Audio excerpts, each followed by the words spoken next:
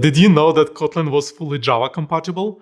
That means you can still use all of your favorite Java libraries when you write your code in Kotlin.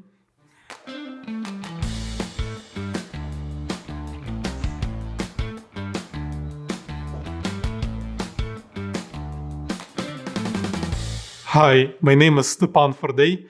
I'm a full-stack engineer at Meta, working on Ads Manager, one of the biggest ads platforms.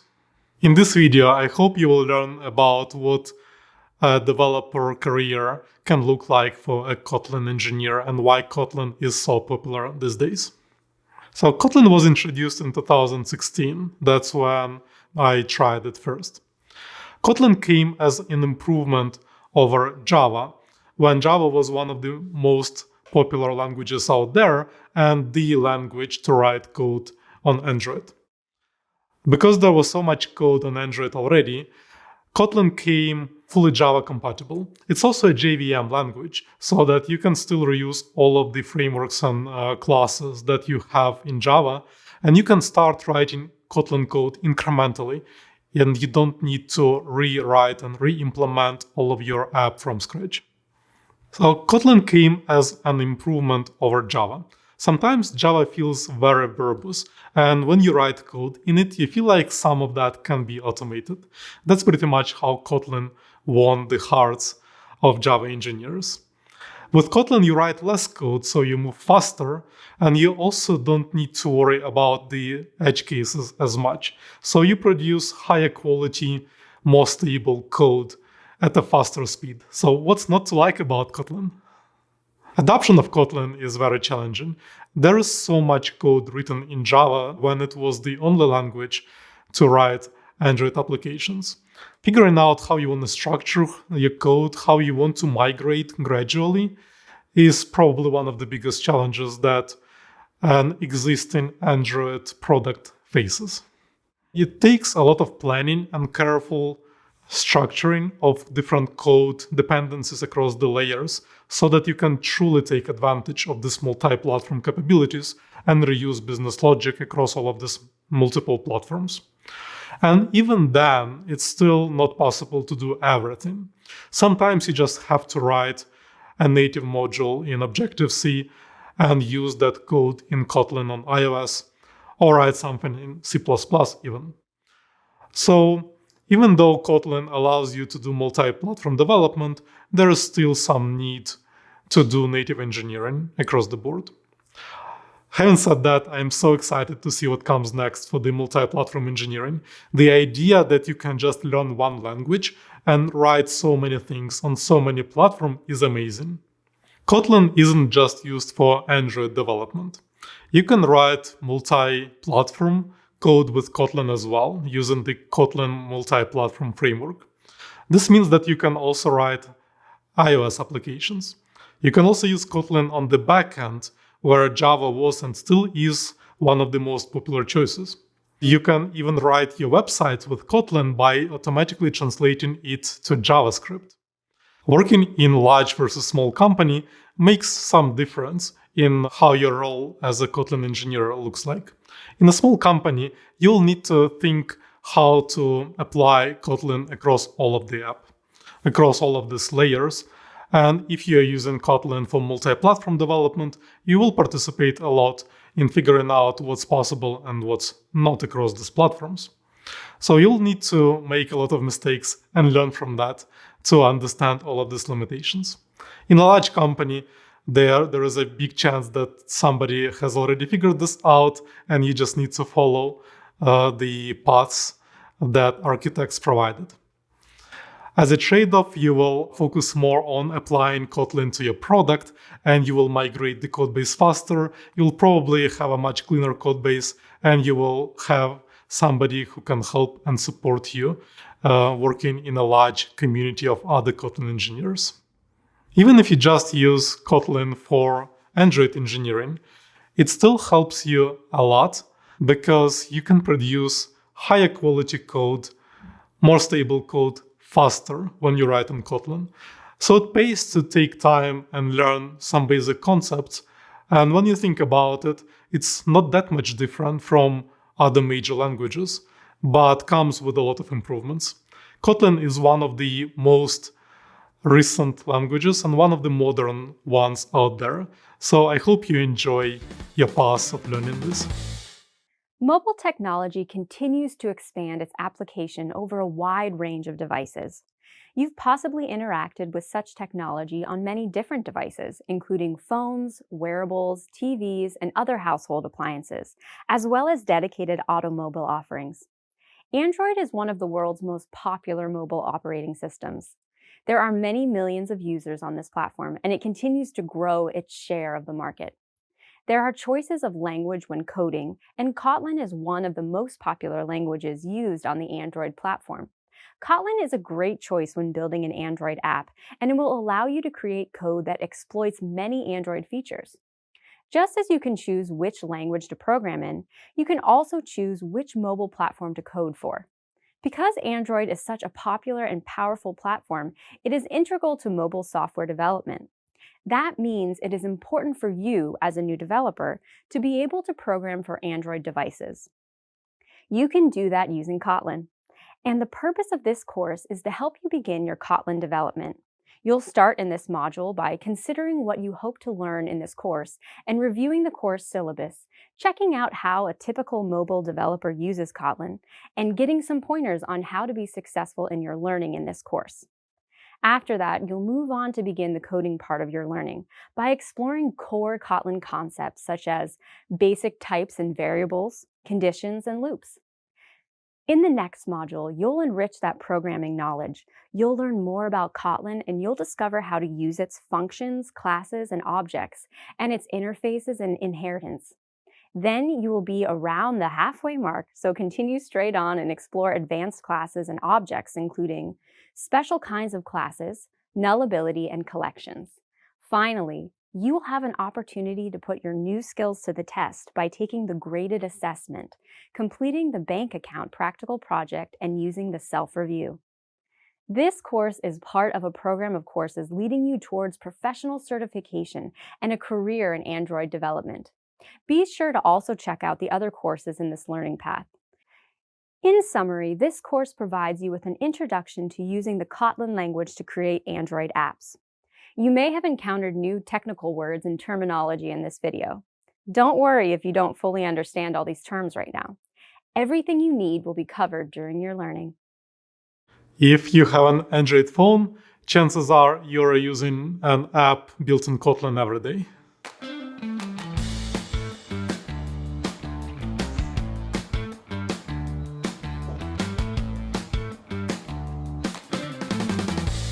Hi, my name is Stepan Fordey. I'm a full-stack engineer at Meta working on Ads Manager, one of the world's biggest ads platforms. Kotlin became a language of choice in many apps at Meta since 2021.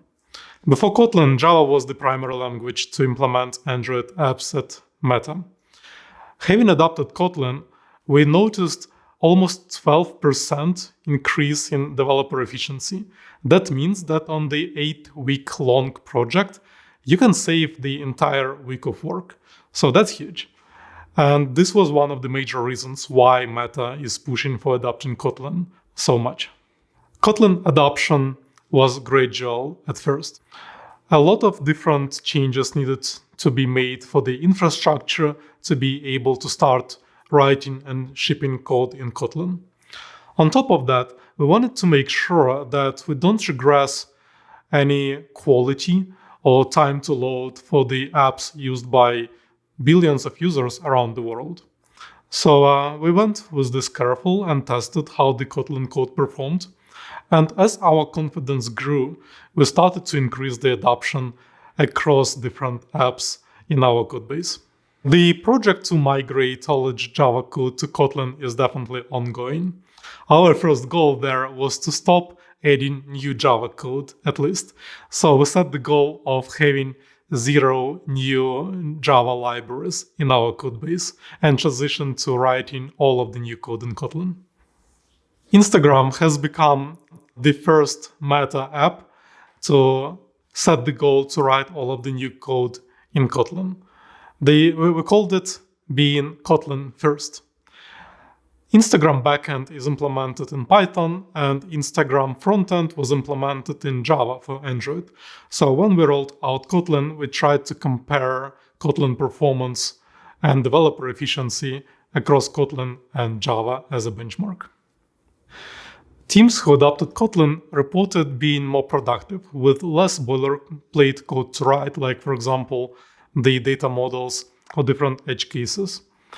Teams have also reported less bugs because it became safer to introduce changes when you don't need to worry about as much code as with Java.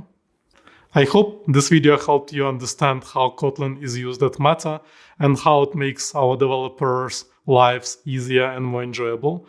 And I hope you also have fun learning Kotlin, one of the most modern languages out there. As an aspiring developer, it's important to know exactly what a program is and what it does. Programming is a fascinating skill that allows you to talk to computers. Let's explore how it works.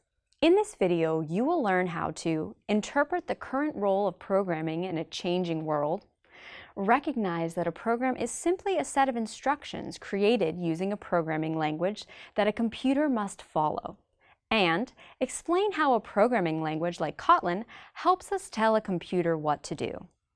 Meet Jane. It's Jane's day off from work, and she has 3 things on her to-do list: buy groceries, track her heart rate while exercising, and buy flowers for her friend. At the grocery store, the cashier needs to use the barcode reader to get the information and prices for each of the products Jane wants to buy. The cash register adds up these prices and calculates tax and any possible discounts. Jane pays with a credit card, and then the register prints out all the relevant information. Later in the day, Jane uses her smartwatch to track her heart rate while exercising. The smartwatch is synced to her personal profile on a social fitness app. She chooses what information about her activity she discloses, and she also gets to choose who sees this information. Lastly, after finishing her exercise, Jane orders flowers online for a friend. For many people, just like Jane, their daily activities are intertwined with computers and computer programs. But what exactly are programs, and how do computers understand them? A computer program is just a series of instructions based on some rules. These instructions tell a computer what to do under some specific circumstances, and they are written to perform a specific set of tasks. For example, when Jane was buying groceries, a program took the input received from the barcode scanner and converted it to a price for each item. The cash register program instructed the printer to take these prices, together with some other calculations, and print them out. When Jane was paying with her credit card, the point-of-sale machine contacted another program at another location. This program took care of all the bank processing and updated the balance on Jane's account. Yet more programs were involved when her smartwatch tracked her heart rate. Finally, for Jane to be able to order flowers online for a friend, a lot of other programs on many different machines were involved. These might include satellites or some other telecommunication computer programs. All of these programs are called software, and they are, in one way or another, running on physical machines which are referred to as hardware. Programming is simply the process of writing the steps a computer needs to take to complete a certain task. To program these instructions, we use programming languages. A programming language is a little like a bridge that we use to facilitate communication between computers and people. For a computer to understand a programming language, it needs to save it somewhere in its random access memory, RAM, or on a disk. Programming languages are saved in binary code, which represents data using a series of zeros and ones. Binary code is a representation of machine language that a computer can understand. All of the zeros and ones in binary language represent the state of electrical switches. Either a switch is turned on or it's turned off. Finally, a computer's central processing unit, or CPU, can comprehend these binary electrical signals and update itself accordingly. The machine language, with its series of zeros and ones, is known as a low-level language because it's closer to being understood by a computer's CPU. There are also high-level languages, such as Kotlin, that need to be interpreted. That is, converted to binary code that a CPU will be able to work with. So you might think of Kotlin or any other high-level language as a tool that helps you to communicate with a CPU. As you saw with Jane's example, computer programs are everywhere, so programming is a very exciting field that touches almost all aspects of the modern world. And now you are on your way to becoming a part of that world as a developer. You may have heard of variables, values, and types that are used in programming. These are three very important aspects when programming in Kotlin. Let's explore what you will learn about these in the next few minutes. At the end of this video, you will be able to explain what a value and a value type is. You will be able to identify the string, int, double, and boolean types of values. And you will also be able to explain what a variable is, as well as the difference between a val and a var variable. You may remember that you previously implemented a short program in Kotlin. Now you may be wondering what the words main, println, and hello world mean. Main is a starting point for your program, and println is a function call that prints text on the screen. You will explore these two functions in greater depth at a later stage. In this video, I will concentrate on hello world. Hello world is a value that represents text. The quotation marks are very important as the content inside of them is not code, but a text value. So when I call println open parentheses, hello world, end parentheses, the text hello world will be printed. Besides hello world, there are also other values you can print, such as a number with a decimal part, or a special value like true or false. You have now explored the different kinds of values and the output produced from using those values. So, how are these values grouped? Values are grouped into types. A string, for example, is the value type for all text values, and developers often refer to all text as strings. Strings are very useful as you can use them to store items such as a username or text, indicating that a user is a new user. In programming, you group numbers into fractional or decimal point numbers and integers, and each value is a very precise type. An integer, or int, is a data type that represents real numbers. You can also use integers to represent a user's age, or for example, the number of new messages you receive on your cell phone. If you have numbers with a decimal part, it's called a double, and this can be used to represent items that contain fractions, such as a user's height or weight. Now let's explore the next type of value, called a boolean. A boolean is a true or false value. You could use this type of value to represent, for example, if a user agreed to a website's cookie policy, or if an account is a valid one or not. Now that you are familiar with the various values and their types that exist in programming, let's explore what variables are. You define a variable to store values. This means that you can, for instance, define a variable called name and assign this variable to a current username.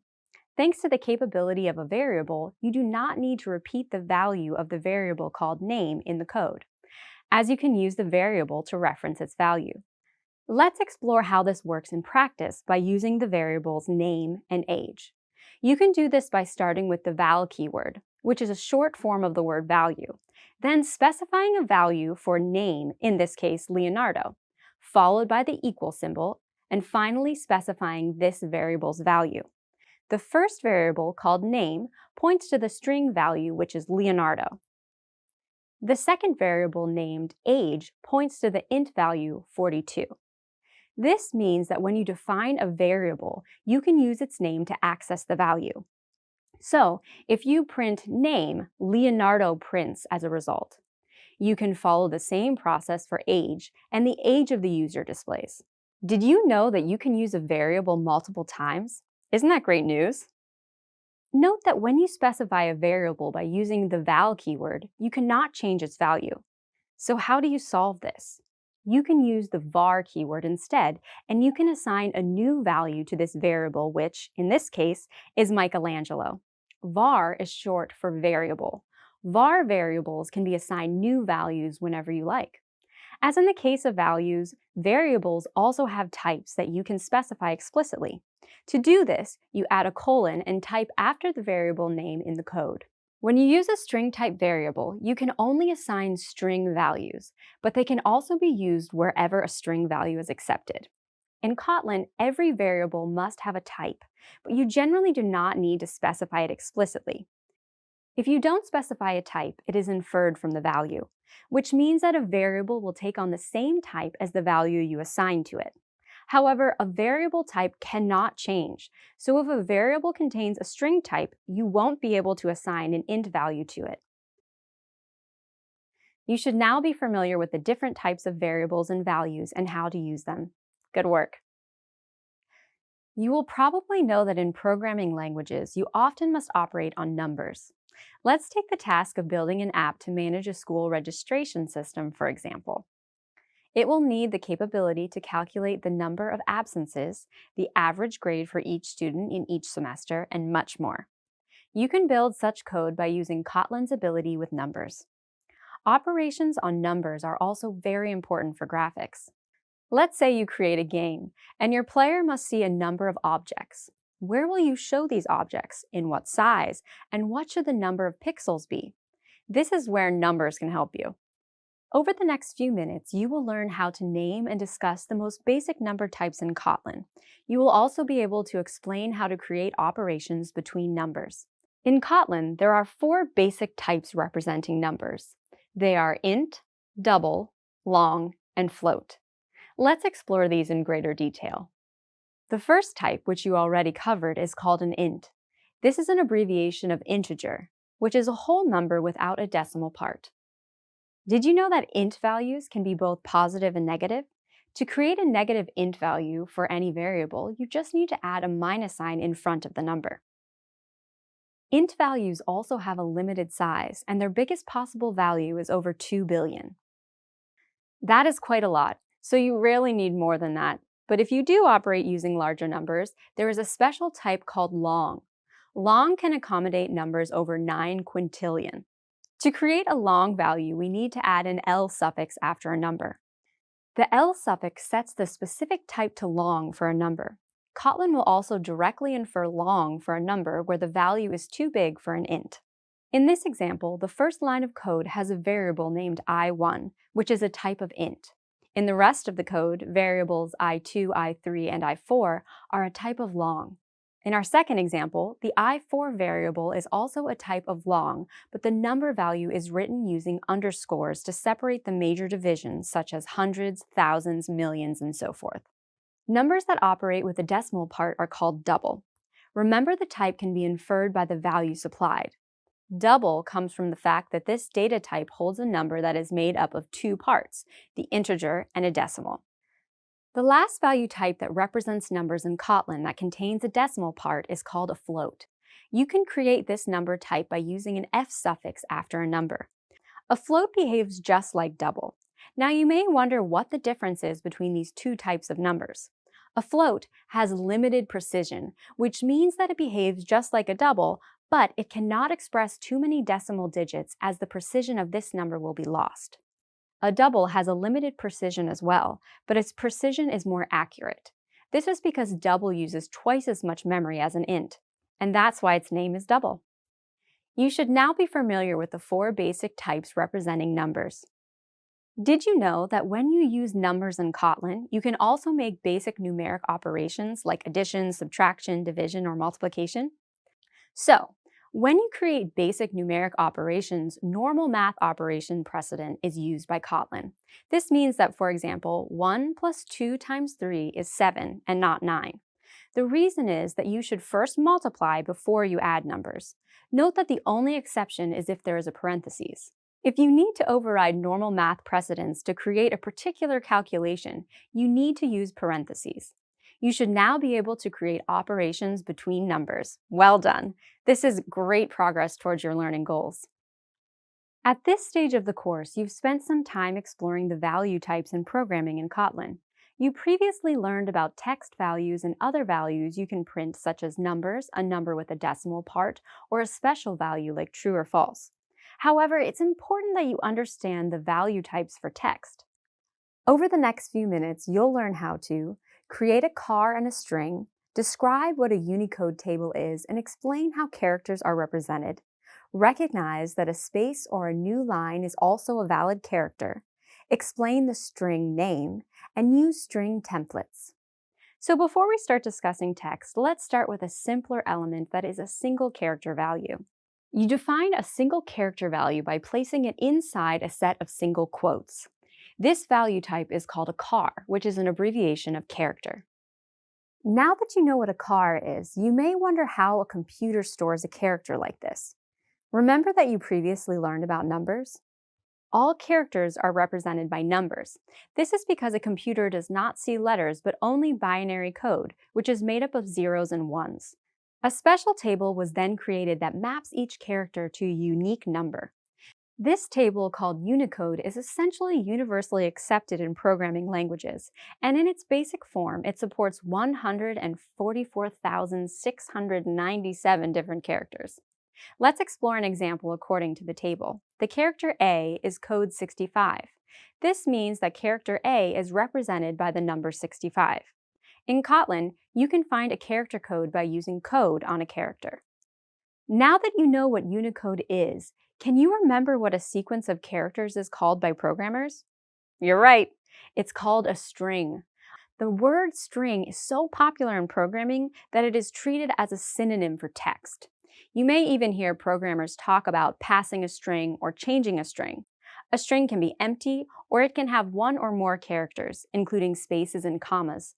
Strings have some built-in code that will allow you to access some information about them. One of these built-in codes is the keyword length. This built-in code or function can be accessed by using a dot before the word length. This will return the number of letters or the length of that string.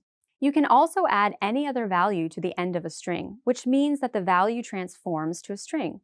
You will learn more about this later in the course. Another very powerful string feature is called a string template. It allows you to include a variable value in a string. To do this, you use a $sign in the variable name. Let's explore an example. Here, the user is identified by their name and age. This name is stored in the variable called name. If I want to use its value in a string, I use a $sign followed by the variable name. I now do the same with age. As a result, I have a string with the current value of name and age variables. Finally, you can also inject the result of some operation into a string, for example, the addition of two numbers. If you do this, you need to wrap these operations in braces. You're now familiar with using text in Kotlin. Great work! You're making good progress on your journey towards becoming a Kotlin developer. Imagine that you are creating an app where the user has either a free account or a premium one. You would like to set some conditions for the way in which content appears. For example, only showing advertisements on free accounts.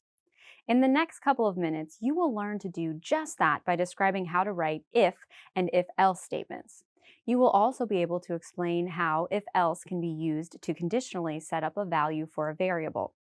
So, to set conditions for the way content appears on your app, you can use the conditional instruction if. You can use the if statement to execute some code, only if the specific conditions are true.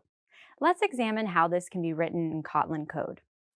I start off with the if keyword, then I add parentheses, and inside these parentheses, I specify a condition. In this case, the condition is that the account type is free. A condition is also a code that returns a Boolean, which means that it's either true or false. Using the same code, I open the curly braces and here I specify the body, which is the code that should be executed when the condition is met. Here, the code in the body will print the string show ads. Don't forget to close the curly braces. Now let's explore a few examples. In this example, if you use true as a condition, then the body will always execute. Using a condition in this way in a piece of code does not make sense. The same goes for using false as a condition, as the body will not execute. Using a condition in this way means that it will never print, which also does not make sense. Let's return to the app example where the user can choose between a free and premium account. In this case, you want to show advertisements, since the user has a free account. This means the code should print show ads. Let's say that the account type has now changed to paid. When the same condition is checked, it is not satisfied, so the code in the body is ignored and the code prints nothing. You may have noticed that every line in the body of a statement starts with 4 additional spaces. The spaces are known as an indent, and the white space improves code readability. Creating these white spaces is called formatting. This is a very popular practice among developers. It makes code easier to read. For instance, it helps to distinguish between the body of your condition and the rest of the code. You should now be familiar with formatting if statements in Kotlin. Let's unpack another condition called the if-else condition statement. What if you want to do something both when a condition is satisfied and when it is not? For instance, depending on the type of account you want to display, a label saying paid or free. The key point is that you always want to print one or the other. Then, in the else part of the code, you specify what should happen when a condition is not met. So, in this code, if the value of the account type variable is free, the text free account will be printed. Otherwise, the text paid account will be printed. Now you can use if-else to set a variable value. In this example, the code will also assign some value to a variable called text, which is either free account or paid account, depending on the value of account type. What is really great news is that these two assignments can be combined and simplified. You can make if-else decide what value will be assigned if you use it on the right side of a single assignment. That is typically how we use if-else to decide on property value depending on some condition. Whenever the body of the if-else conditional statement has only one expression, you can exclude the braces and only use the content. You should now be able to describe how to write if and if-else statements, as well as explain how to use an if-else to conditionally set a value for a variable. Congratulations on building another important Kotlin skill. You are now familiar with if and if-else statements and how to use an if-else to conditionally set a value for a variable. So far, you also have learned that you can connect multiple if-else conditions into one that executes the body of the first satisfied condition or the body of the last else block, if no condition is satisfied, as I've illustrated in this code example. In Kotlin, there is an alternative to this notation that developers consider easier to read and write. It's called the when statement. In the next couple of minutes, you will learn how to use the when statement as an alternative to the if-else if statement, and you will also be able to explain how to use when with a value. Let's find out how to use the when statement. Start with the when keyword and then open the curly braces. Inside the braces, write a condition and the body that should be executed. Remember to close each set of curly braces. You can specify what should happen when no condition is true with the else block. In the end, only one body will be executed. It will either be the body of the first satisfied condition or the body of the else block. Let's explore a practical example of how to use the when statement. Here, I am using when to comment on password strength. The first condition it checks for is whether the password is empty. If it is, password cannot be empty will be displayed.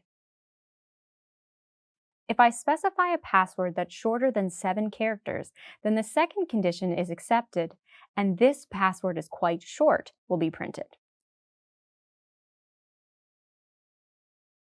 If the password you choose is not empty and longer than 7 characters, then the else branch is chosen and this password is okay is printed. When can also be used as an expression. This means that instead of printing a value, you can just return the value. So this expression will return password cannot be empty for an empty password. It will return this password is quite short if the password is less than 7 characters, and it will return this password is okay if the password meets both conditions. But this value needs to be stored in a variable so it can be printed. I use text to show as the variable. When the body of the branch has only a single value or a single expression that makes a value, you can get rid of these braces. This results in a more concise syntax. Notice that it still prints the password is okay when the password meets the conditions. Password cannot be empty when the password is empty, and this password is quite short when the password is too short. When can also be used in another way. Let's unpack how this works. If you add a parentheses with a value directly after the when keyword, you can specify values to compare your value to. In this code, the value of number is 1, so 1 will be printed. When the value of number is 2, then 2 will be printed.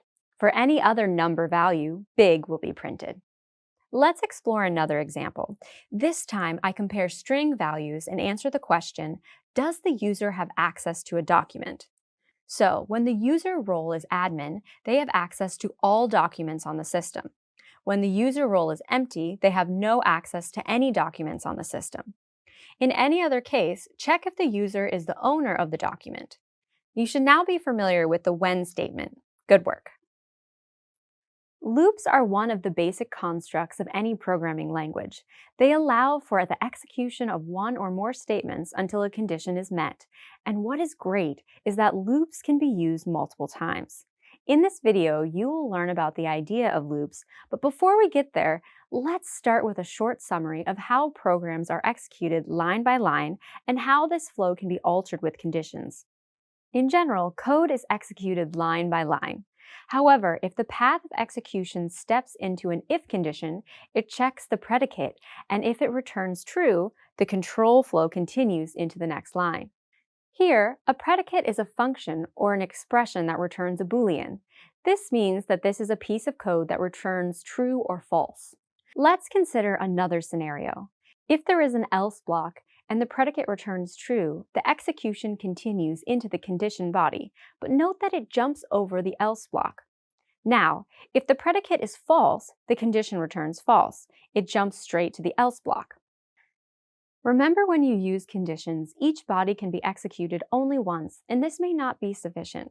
You may have noticed that all the lines used are executed at most only once per program execution. So, if you want to implement a more complicated program, you need a way to use your code more than once. One of the simplest ways to do this is using loops.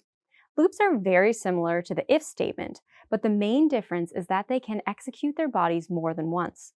There are a few types of loops, but in this video, we will discuss the while loop.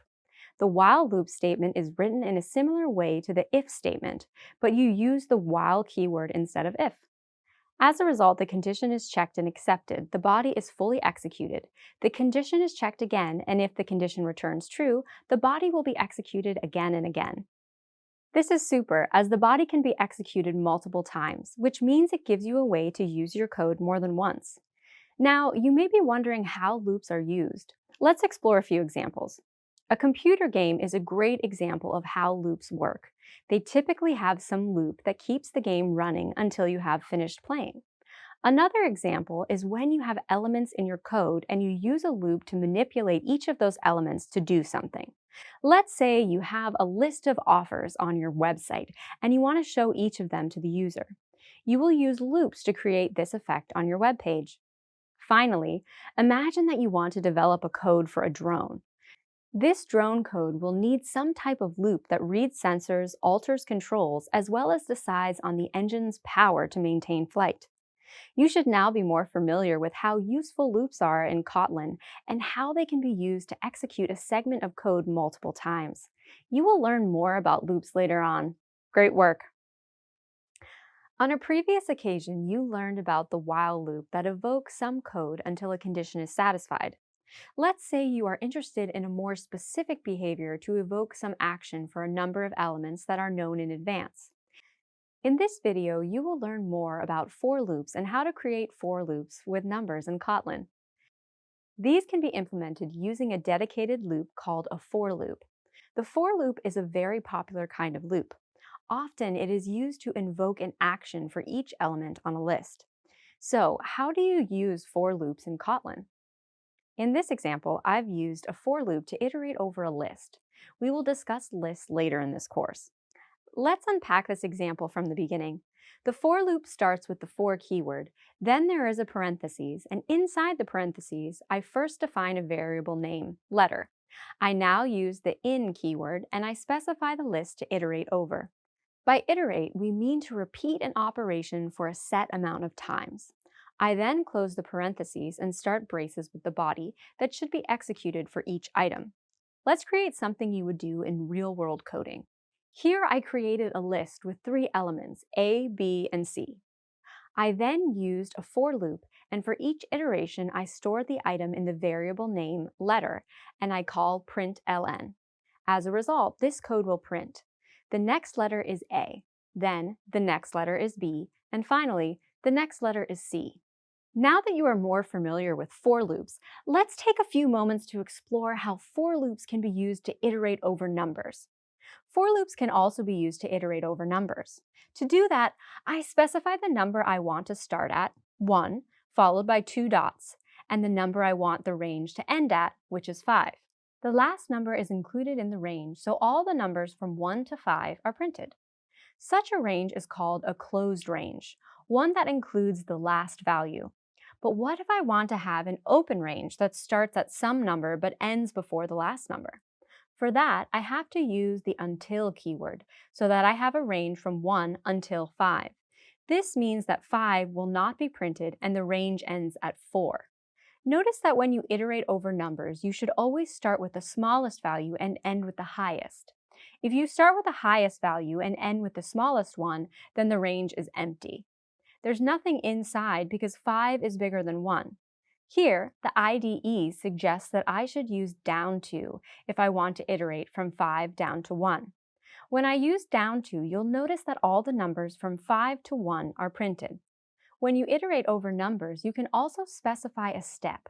The default step is 1, so the range moves from 1 to 2 to 3, 4, and 5. But you can change the step. For example, you can specify step 2. Now, with every step, it moves by 2, so what's printed is 1, 3, and 5. If you use until and step 2 together, it will only print 1 and 3 because the range doesn't include 5. Step can also be used when you iterate from a bigger number down to a smaller number. For example, when I use step 2 together with down to, the range starts at 5 and moves to 3 and then to 1. This is how you can use for loops to iterate over numbers. Thinking about a code as something that can be invoked multiple times is very important, and it is a big step towards understanding programming. You have now learned more about for loops and creating for loops with numbers. Great work!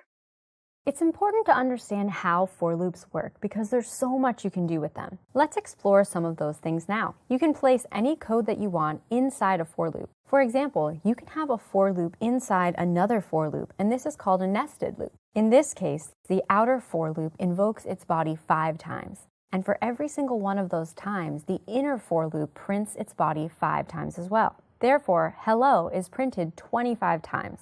But every time it is printed for a different configuration of I and j. Let me demonstrate. I'm going to print I and j. When I run the code, you'll notice that for I equals to 1, it prints all the possible j values. And for I equals to 2, it again prints all the possible j values. The same for I equals 3, 4, and 5. So how can I use this? Let's say I need to print a square of stars, size 5 by 5. I can do that by using a nested for loop.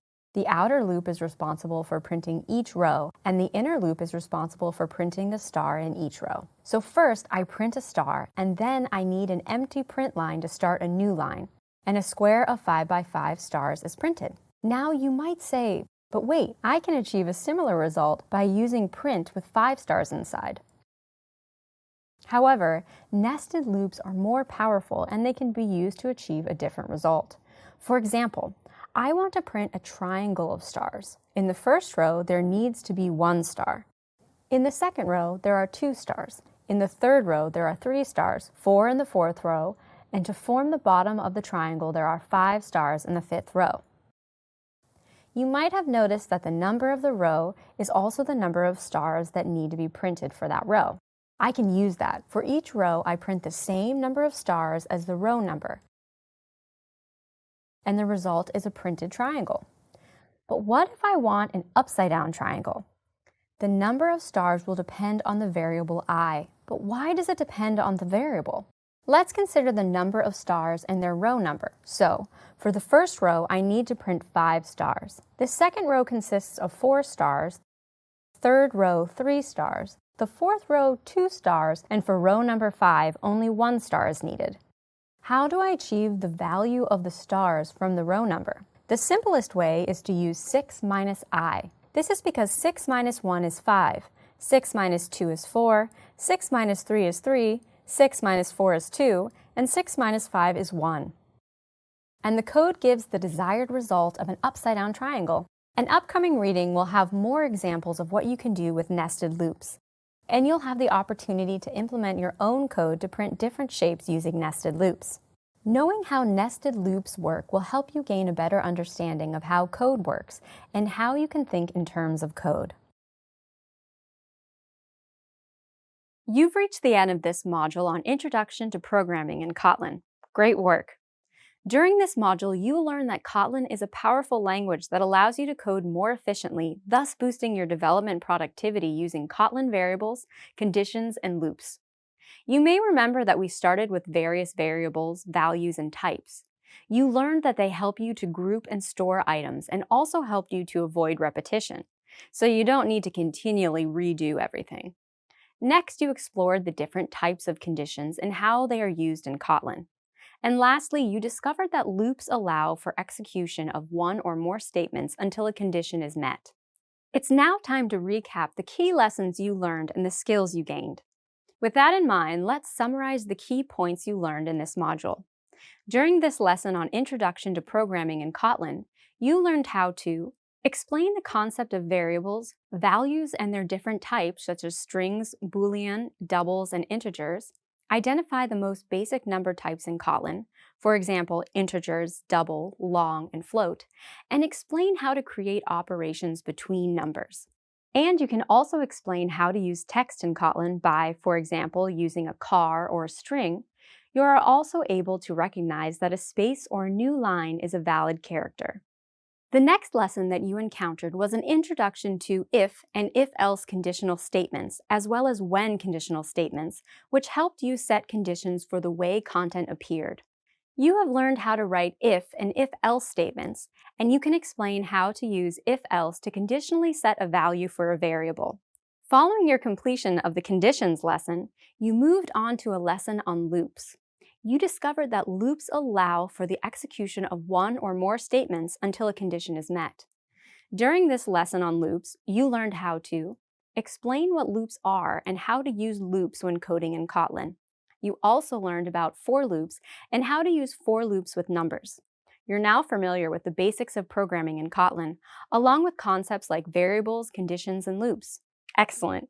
You've made great progress in your Kotlin programming journey. In programming, you'll often need to execute the same operation multiple times. What will be great is if you can write the code once and reuse it in other parts of your code. This is exactly what functions in Kotlin can do for you. In the next few minutes, you will learn what a function is and how you construct programs in Kotlin from functions. You will also learn how to use functions so that they can represent different levels of abstraction. In computer programming, a function is a set of instructions that you execute to accomplish a specific task. Functions usually take in some data, process it, and return a result. You execute a function by invoking or calling it. Now that you know what a function is, let's build a custom function that uses print to describe the daily routine of Jack, who absolutely loves fruit. He eats fruit for breakfast, lunch, and dinner. So what would Jack's day look like if you represented it in code? First, he wakes up, then gets dressed, prepares his fruit, and eats it. After this, he does his work, prepares another fruit, eats it, then plays games, prepares another fruit, eats it, and finally goes to sleep. You may have noticed that the repetitive tasks are preparing and eating the fruit. Writing these tasks over and over takes time and also makes reading the code quite difficult. So, how can you improve your code? You can extract those repeated lines from your code by building a function called prepare and eat fruit. Now you don't have to repeat the code, and you guessed it, your solution is easier to read. Functions are a daily part of writing code, and this is also true for programming in Kotlin. You may already be used to calling and defining functions without even noticing it. For example, you've already been using println, which is actually a function call. You may also remember using the main function previously. Main is another example of a function. The main function has a special meaning when you use it in Kotlin. Your program looks for this function as the starting point for the path of execution. In other words, the starting point for your program. Not only can you use functions to reuse repeated code, but you can also use functions to organize your code in a way that is readable and easy to understand. When using functions, there are various rules to adhere to, but for the purposes of this video, you will only focus on one of these rules. The rule states that each function should use operations in a slightly lower level of abstraction, which means a higher level of detail. Let's explore an example of this rule of abstraction in greater detail. If you were to describe a person driving to a store, using a very low-level implementation could be grab the car keys, get in the car, start the car, and drive to the store. The idea here is to break the actions down into their component parts. A code representation of these tiny steps is that you first grab the keys, then get in the car, after this, start the car, and finally, you drive to the store. More tiny steps going to a lower level of abstraction inside each of your functions, where you can state in greater detail that you open the door, get in the car, put the keys in the ignition, and start the engine. This is how you can use functions to optimize and organize your code. The names you use for your functions will also help other programmers read the code to understand the meaning of each function and navigate through the code. When your code is well organized, anyone can easily find what they're looking for. It's just like scrolling through the table of contents in a book. Good work! You're making great progress in advancing in your career as a Kotlin developer. As you may know by now, functions play an important role in programming languages. Up to now, you have learned that you use a function to break the code into smaller, more understandable and reusable parts, which makes the program more manageable and easier to understand when you code. In this video, you will explain what happens when a function is called, name the function's conventions, and define the main function. In Kotlin, you can define functions starting with the fun keyword. Then you specify a name, use parentheses, specify parameters inside the parentheses, and finally open a curly brace for the function body. Don't forget to close your curly braces. To call a function, you use its name and a parentheses. So you might be wondering what happens when you call a function. Well, what happens is that you begin executing the code in the body of the function. Let's say you define a function called cheer that prints hello. It means that every time you call the function cheer, it prints hello. In Kotlin, functions are declared with the fun keyword. This means that you can assign functions to variables, pass it an argument, or return it from another function. Now that you know what the fun function is, you are maybe wondering what the purpose of the body is. The body is the place where you can call other functions, use conditions and loops, and much more. This now leaves us with the question of how do you name a function? Let's explore some guidelines for naming a function. You can name a function the same way you name a variable, and this means you use camel case. You use camel case as this is a standard practice of writing naming conventions, formed with multiple words and joined together as a single word by removing the spaces. The first word always starts with a lowercase letter. The second word and every word after that gets capital letters. The big single word forms the name of a function. It also must be unique, and you should try to use a name that describes what the function does. Let's explore a few examples of good function names in camel case. So, now that you know what functions are and how to name them, let's discover how functions work. To build a better understanding of functions, let's analyze what happens when you call a specific function. In all coding programs, the code gets executed line by line from top to bottom. Now let's say that the function print cd contains two print statements, one for C and another one for D. So when you call this function, each print statement is executed in order. Next, you implement the main function. Remember, this is always the start point for your program. The first line to execute calls the println function and displays A. The next line also calls the println function, but it has a different parameter, so displays B. The next line calls your printcd function, which has its own call to the println function. So it displays the C and then the D. The next line also calls the println function, and this time displays E. And lastly, your printcd function is called again, which outputs the C and the D. You now know how functions work when programming in Kotlin. You should be able to explain what a function is and describe what happens when a function is called. You should also be able to name the function's conventions like the fun keyword, and you also learned how to define the main function. Good job! Imagine implementing the code for a robot that can shop on your behalf. You decide that one of its tasks will be going to a store. This action can be defined by a function, but not a regular one, as there are many stores that your robot can go to. So it needs to be a function with a parameter. In the next couple of minutes, you will learn what the role of a parameter is, how to differentiate between a parameter and an argument, and that a function can return a value. Now let's go back to our robot example. There are multiple stores that your robot can go to, so when you call this function, you should specify which store to shop in. These types of actions can be executed using functions, because each function can specify the values it expects you to pass when you call them. To do this, you need to specify parameters. A parameter is a name variable that is defined as part of a function. So in our robot example, we can pass the name of any store to the Go Shopping function. Then, each time we activate our shopping robot, we can send it to a different store. So, how do you use parameters in coding? You specify parameters in the parentheses after the function name.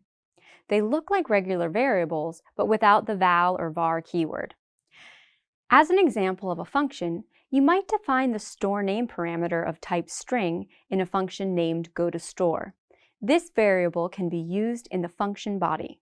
So, when you declare or write a function and you use a parameter, when you want to call this function, you must supply the parameter.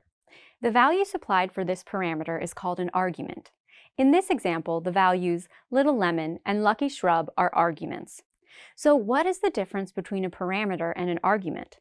When you write or declare a function and you specify the parameters that you want your function to use, you must supply those parameters when you call the function. Supplying the parameter is known as passing an argument. Now let's explore the println function. Println has a parameter for the value to print, and this is, therefore, the argument to be supplied. You will encounter more examples of functions with parameters later in this course. Functions can also be used to produce a result value. Let's consider mathematical functions like double, sine, or absolute. These functions produce a result based on some argument values. To return a value from a function, you use the return keyword. Let's start with a function that doubles the argument value. First, define a function called doubleIt with a parameter value. There are two things you need to do to make it a return value. First, you define the type of the value you want to return. In this case, it is int. Here you need to specify it as part of the function definition in the parentheses. It is important to note that you specify a type using a colon followed by the type name. Now, inside the function, you need to return the value using the return keyword. This keyword immediately ends the function body, so code placed after it is unreachable. When you call this function, it will produce the result, which is double the argument value. Let's explore one more example of a function with results. The absolute function is a function that returns an integer value without a sign. So this does not change positive values, but it turns all negative values into positives. You can implement the absolute function by using an if condition. If a value is positive, it will return unchanged. If a value is negative, it will return this value with a changed sign. Both parameters and result values are helpful in programming and are widely used in all kinds of projects. You should now be familiar with the function of parameters and how to differentiate between a parameter and an argument.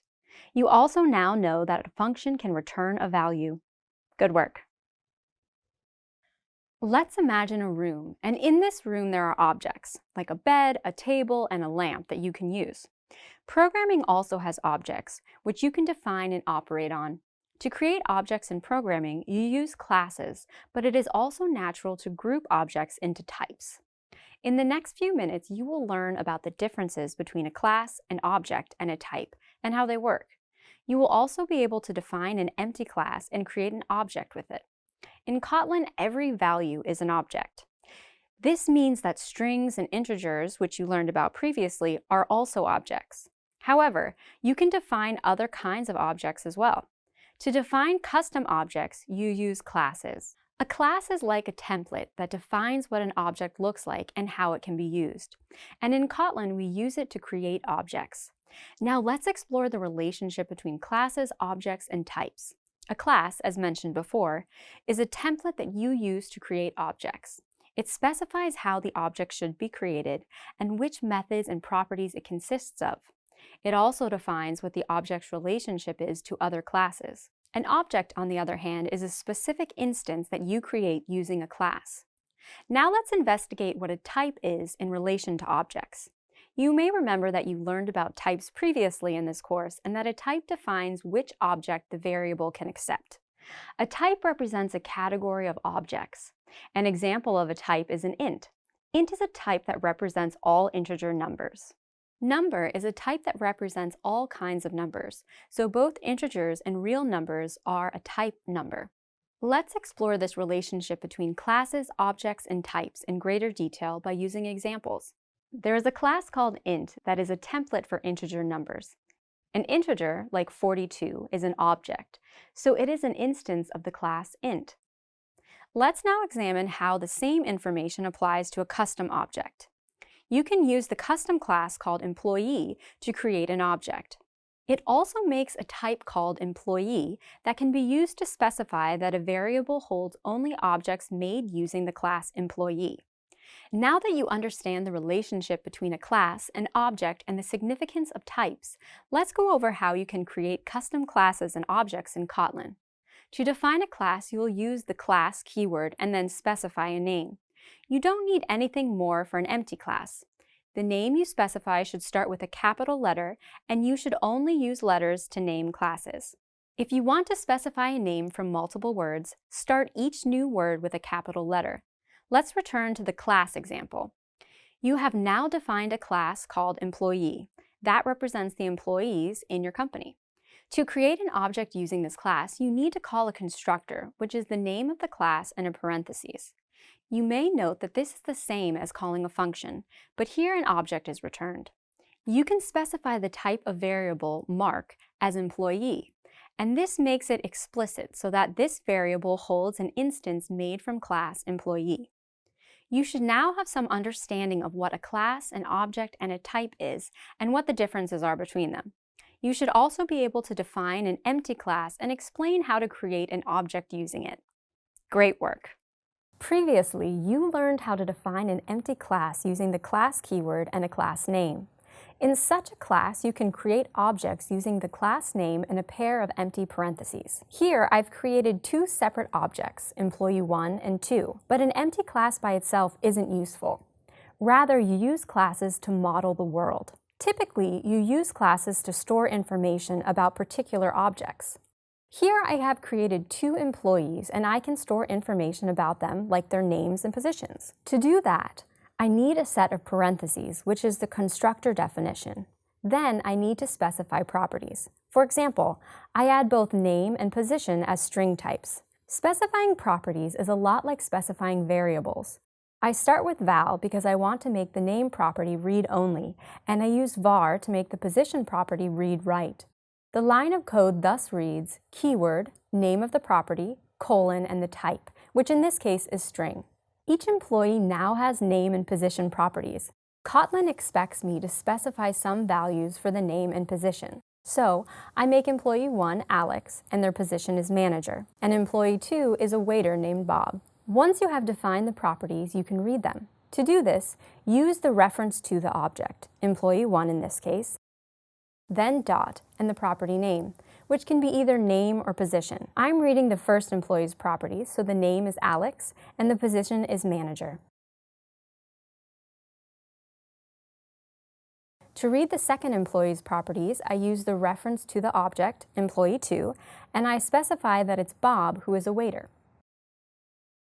Not only can you read a property value, you can also modify it. To change Bob's position from waiter to manager, I use the position property on an object that represents the employee, in this case employee 2, followed by the equality sign and the new value, which is manager. Note that this can only be done for the var properties because val properties can't be changed. And now when I ask for the property on this object by running the code, the new value manager is displayed instead of waiter. There's another way to specify properties. What I did was to specify them as part of a constructor definition. In other words, a function that is used to create an object. That's why the value of those properties had to be specified during object creation. The second way to specify properties is to do it inside a class body. First, I specify a body with the curly brackets. This is a body definition, and inside of it I can specify the property. But such a property needs to have a value specified. So, if I specify a property named label, I have to immediately specify the value of that property. I can't have a property without a value. Leaving the property without a value is not valid because I'm not using a constructor definition. Properties can all be accessed the same way, so I can ask for the employee label. I use var, so label can be changed to, for example, new label. One very important thing is that I can use the primary constructor property when specifying a value for a regular property. So I can use name and position here, which means that asking for a label will give me both the employee's name and their position. The label of employee 1 is their name, Alex, and their position, manager, in brackets after their name. Now you know how to use classes to store information about objects. Well done. Most objects have actions associated with them. For example, a coffee machine is used to make coffee. A car can be used to drive you to another place, and a barista can make you a coffee. In programming, you model such actions using methods. Methods are functions that are specific to a certain class. They are defined inside the class body, in other words, inside the curly braces, and they look just like regular functions. So first the fun keyword, then the method name, like make coffee, then the curly braces for the body where I print making coffee. To call methods, I need to have an object of this class. Here I have a barista, and on this object I can call make coffee. When I run this, it prints making coffee. A special thing about methods is that they have direct access to all the properties of a class, which in this case includes the name property of the barista. So in this case, when you run the code, it prints Jake makes coffee. Methods are functions, and just like regular functions, they can have specific parameters and result values. I'm going to specify a coffee type and size, and the result will be a coffee. Now I need to create a class to represent that coffee. Inside the method, I return the created coffee with the type and size. Here I also specify that the barista will make a coffee of a certain type and size. The result of such a method call is, of course, a coffee. And by specifying the type as latte and the size as 1, prints out Jake makes coffee of type latte size 1. Another special attribute of method is that they can implicitly call other methods from the same class. To call make coffee outside of the class, I need to provide an object, the barista in this case. And if I specify another function, cheer and make coffee, in the same class, passed with the same values, I can call it directly. So I call make coffee by specifying the type and size of the coffee, and now I can directly call barista.cheer and make coffee. As a result, the code first prints hello, and then Jake makes coffee of type latte size 1. In this way, methods can directly call methods from the same class. Methods are important in programming, and two of the most important types, string and int, have many methods. Let me demonstrate a couple of basic methods from the string class. A string object can't change, so its methods are used to produce a new string that's a modified version of the previous one. For example, when you use the uppercase method, the result is a new string that's an uppercase version of the original one. You can also do this with lowercase method, and all the characters will be lowercase in the new string. Another popular string function is replace, which will also return a new string. The modification is that all the substrings will be replaced with different ones. For example, I can replace the word some with the word a. So, as a result, this is a text is printed instead of this is some text. This video has demonstrated how useful methods can be. They help encapsulate behavior that is typical to an object. You will be using methods in this course, and you will encounter many more examples in other videos and readings.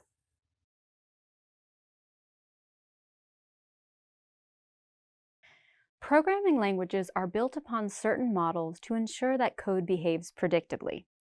You are already aware that Kotlin treats everything as an object, which is why Kotlin lends itself so well to the object-oriented programming paradigm.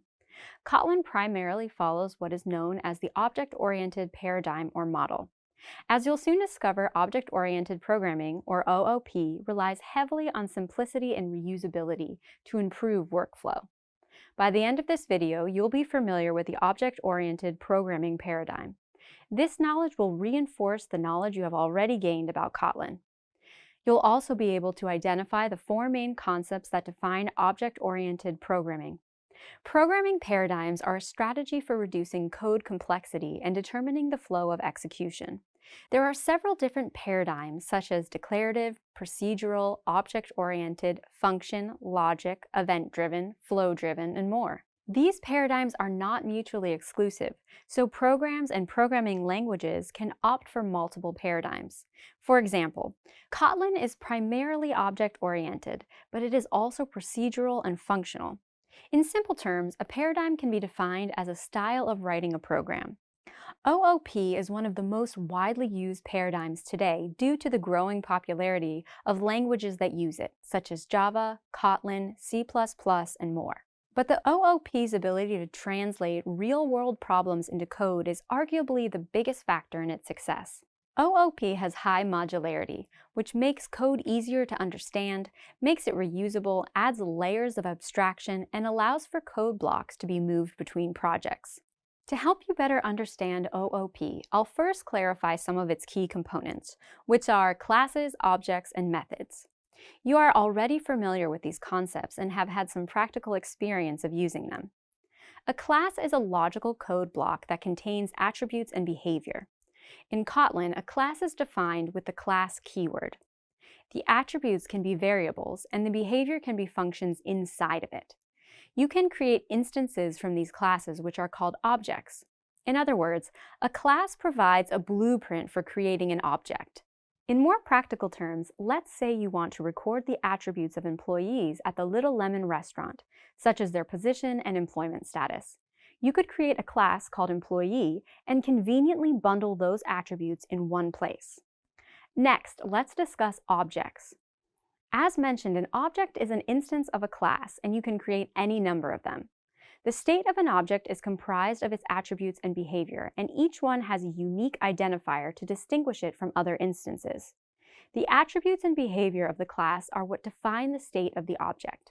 For example, you can create the object emp1 by calling the employee class. Once called, you can define the position and employment status attributes as shift lead and full-time, respectively. In code, this would be written as emp1 equals employee followed by shift lead and ft in parentheses. This is a case of instantiation, or creating an instance of a class. Finally, there are methods, which are functions defined inside a class that determine the behavior of an object instance. Now that you have refreshed your memory on the building blocks of objects, let's dig into some of the main concepts of OOP. The first one is inheritance, which is the creation of a new class by deriving from an existing one. The original is called the parent or superclass, while any derivatives are referred to as the subclass or child class. The next concept is called polymorphism. It's a word that means having many forms. In the context of Kotlin, polymorphism means that a single function or object can act differently depending on the object or function that uses it. For example, the built-in plus operator works differently for different data types. In the case of integer data types, the built-in plus operator performs additional operations such as 3 plus 5 equals 8. On the other hand, in the case of string data types, the built-in plus operator performs a concatenation or combining two strings together. This ability of modifying functionality is called polymorphism. The third concept is encapsulation. Broadly, this means that Kotlin can bind methods and variables from direct access by wrapping them within a single unit of scope, such as a class. Encapsulation helps prevent unwanted modifications, in effect reducing the occurrence of errors in output. And finally, there is the concept of abstraction. This refers to the ability to hide implementation details to make data safer and more secure. There are other important concepts in OOP, such as method overloading, method overriding, constructors, and more, which you'll learn about in more detail later. In this video, you became familiar with OOP paradigm and the 4 concepts that support it: inheritance, polymorphism, encapsulation, and abstraction. The following lessons will concentrate on the practical implementation of these concepts. See you next time! Polymorphism is one of the most important programming concepts when it comes to objects. Polymorphism is a possibility to specify a type that accepts objects produced using different classes. Let's say that we need a function to do something with an animal, no matter what kind of animal it is. The type of animal should, for example, accept both a dog and a cat. In this case, an animal can be both a dog and a cat, so it can take many forms. That's why it's called polymorphism, which means many forms. To have an object that can take many forms, I would need to specify what I can do with the object, and for that I can use interfaces. First, I define an interface using the interface keyword, and then I must specify the interface name. In this case, it's animal. Then I specify the functions and properties of the interface inside the class body by using the curly braces. For example, I specify breed as a property and the action of petting as the method. Notice that the property shouldn't have a value. That's because it's only a definition of what I expect the objects, the animals, to have. For example, all animals have a breed, but I'm not specifying what it should be. It is the classes that are responsible for specifying this property value. When I specify the function, I don't specify the bodies either, for the same reason. It is the classes that should specify what happens when you pet an animal. The animal interface only specifies that if a class is an animal, then you can either ask for its breed or you can pet it. With such an interface, I can define classes that will be implementing this interface. For example, I can define a cat class that will be implementing the animal interface. To implement the interface, you have to use a colon and the interface name. Now, because the animal interface specifies breed and the action of petting, I need to provide that information. But how do I define it? Cats can have multiple breeds and they can also have names. So I specify 2 properties, one for name and one for breed, and both are string type. I specify the breed property that I expect the animal to have, but defining it isn't enough. I also need to use the override keyword. The override keyword informs the reader of the function that this property is also specified by an interface, and therefore it can't just be changed because it might result in the animal interface not being fulfilled anymore, because it requires breed as a property. I also need to specify the petting function, and again use the override modifier for the same reason. Right now, the class cat is correct, but I need to add what happens when someone pets it. When you pet a cat, it might make the noise meow. I can have a similar class for a dog, and a dog will go woof when someone pets it. When you define a function, you can specify that you expect an animal as an argument. You don't know if the animal is a cat, dog, or another class of animal, but no matter what it is, you know it will be an animal. When I call this function, I specify that it's a cat named Jack and its breed is Munchkin. When I call the function again, I specify that it's a border collie named Cookie. Both dog and cat are accepted as classes because they implement the animal interface. However, this function won't accept anything that's not an animal. For example, it won't accept a string or an integer. It will only accept classes that are implementing the animal interface. Now, inside this function, I know that I have an animal, but what can I do with that animal? I can do what I defined in the animal interface. I can pet the animal, or I can ask for its breed.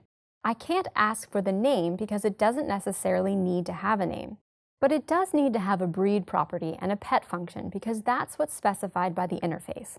So when I run the pet function, the 2 different results of those calls display that the cat made a meow sound and the dog made a woof sound in response to being petted.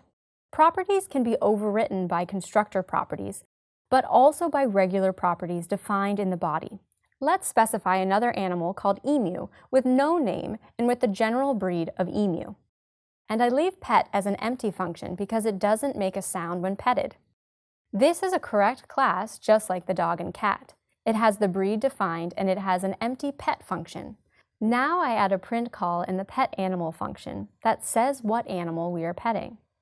When I run my code now, I should first see patting munchkin, and then patting border collie, and then patting emu. In conclusion, polymorphism is a powerful concept because it allows you to specify a set of expectations on objects, and different objects can fulfill those expectations. This makes your code more adaptable. You will learn about more examples of polymorphism throughout the course.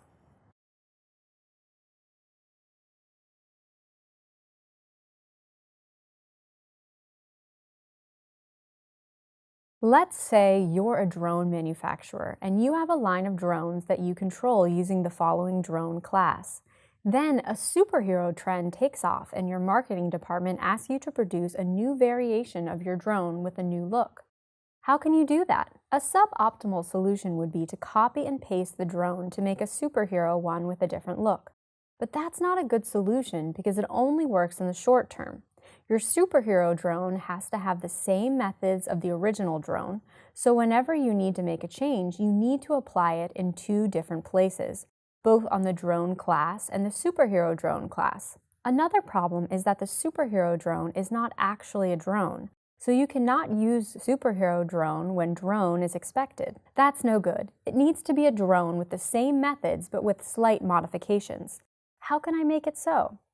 I can use a special feature called class inheritance. I must define a class that extends from another class and introduces some modifications to the behavior. This is what class inheritance looks like. To allow class inheritance, the class that I want to inherit from needs to allow it, so it must be open. In other words, there must be an open modifier. Now I can inherit from the drone class. As a result, the drone is the parent of the superhero drone, so all the drone behavior also applies to the superhero drone, which in turn can also be used as a drone. Notice that inheriting from a class looks just like implementing an interface. So, I use a colon after a constructor and then the class name. And this is a class constructor call. To modify something in a subclass, the property or function needs to be open. If I want to modify the look property, I need to make it open. I also need to use the override modifier to explicitly say that I can change the look of this class. This is a valid child of a drone. It is a class that behaves just like a drone, but it has a different look. And if I change the implementation of the parent class, then the implementation of its children will change as well. So now let's play with that. Let's say I want to modify some methods as well. For example, the superhero drone should set off in flight a bit higher than the regular one. For that, the setoff function needs to be open to allow overriding. And now I can override the setoff function and move the superhero drone's flight a bit higher. When you override this function in the child, it changes how this function will behave in that particular child. So if I have a regular drone, its behavior is still the behavior of the original drone, but the superhero drone has a slightly different setoff function. Note that the superhero drone sets off by moving 15 centimeters up in the air and then 10 centimeters forward. The regular drone only moves 10 centimeters up in the air and then 10 centimeters forward. Now let's make one more modification. Let's say the superhero drone must announce that it's moving whenever it moves. To do that, I need to make the move function open, and I need to override it for the superhero drone. And I print superhero is moving. I have overridden the original body of the move function, which means that when you call move on the superhero drone, this is all that's going to happen because the new body overrides the previous body of the move function. So right now, the superhero drone will only announce that it's moving without really moving. Notice also that the setoff function that's supposed to move up is only announcing that the superhero drone is moving and not actually moving up. This is a function defined in the parent, but it calls the move function that is overridden in the children.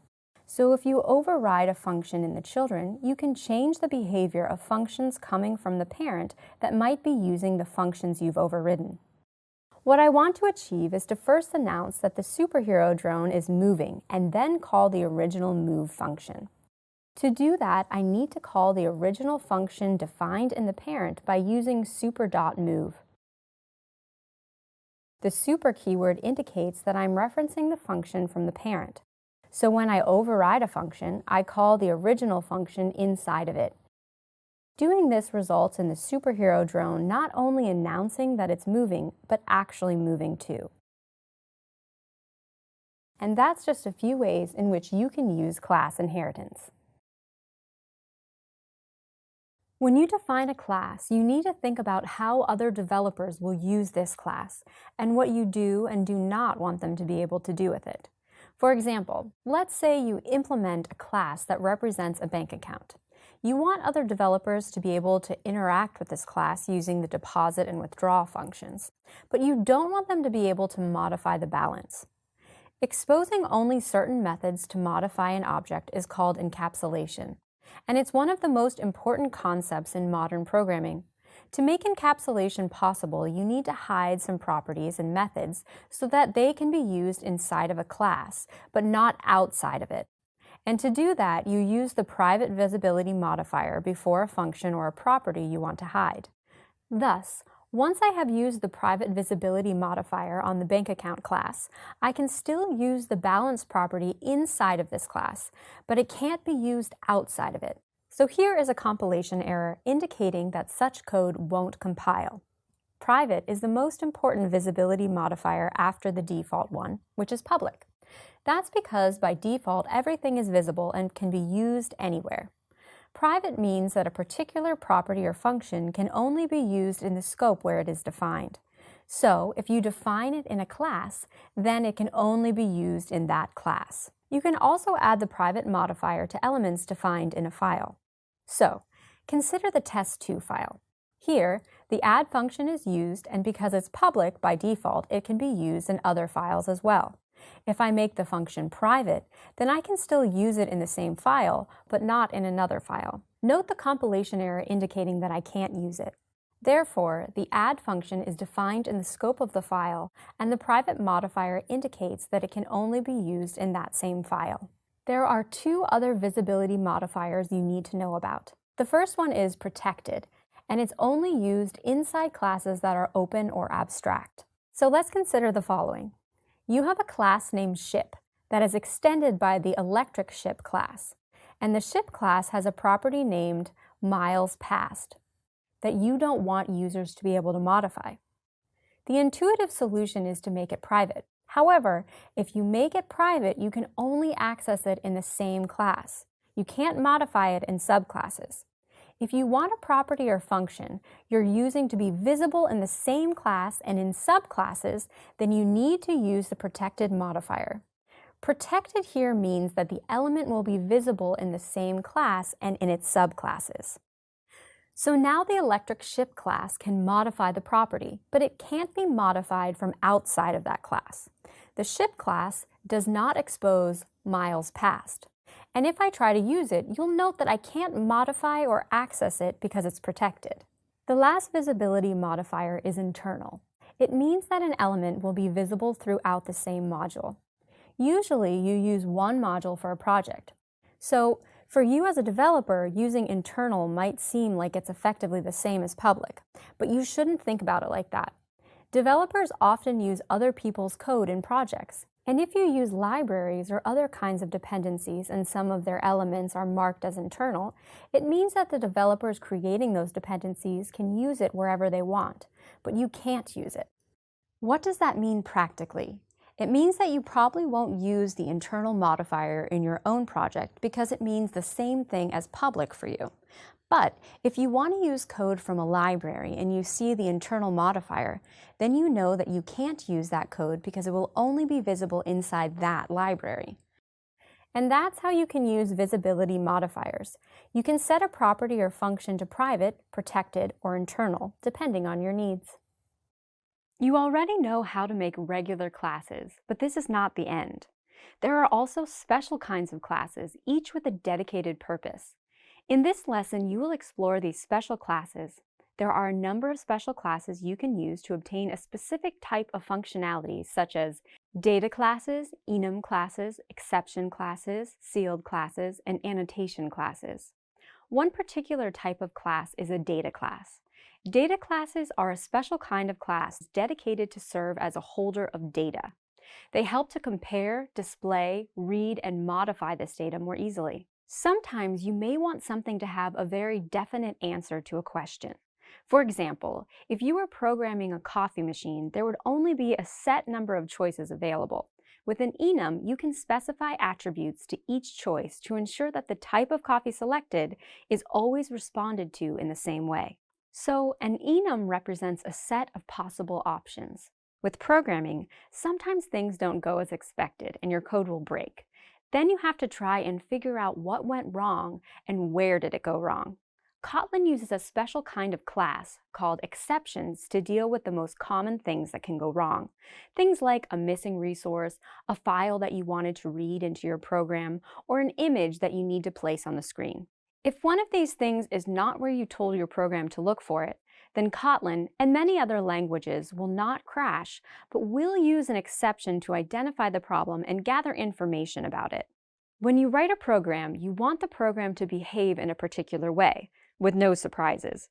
But you may not be the only one working on the application being developed, and other developers are going to interact with your code. If you have a special class you have written and you are deriving or inheriting from that class, you may want to control that aspect of the program. Sealed classes allow you to do that. A sealed class represents a closed hierarchy of possible subclasses. As your programs become more involved and complex, you may want to supply developers working on the same project with some additional or supplemental information. You do not, however, want this information to be separate from your program, but included within it. You also would not want this to interfere with or change the behavior of the program. Annotations in Kotlin is a special type of class that allows you to add additional information about elements of our code. Include parameters and attributes that will not affect the running of your program. In short, annotation classes are used to add additional information about your code. They are also used by libraries that analyze your code. This was a brief overview of the types of classes you are now going to learn about throughout the following lessons. You will use practical examples to illustrate the usefulness of these built-in special features of the Kotlin language. Basic values like strings can be compared using the double equality sign. The result is true if these are the same values or false if there is a difference between them. But what happens if I compare two instances of a custom class? So, here I have a regular class called dog and a few instances. Here I have dog1 named Cookie, who is 1, and I also have dog3, also called Cookie, and is also age 1. These are identical and have the same name and age, but if you compare these two objects, they will not be considered the same.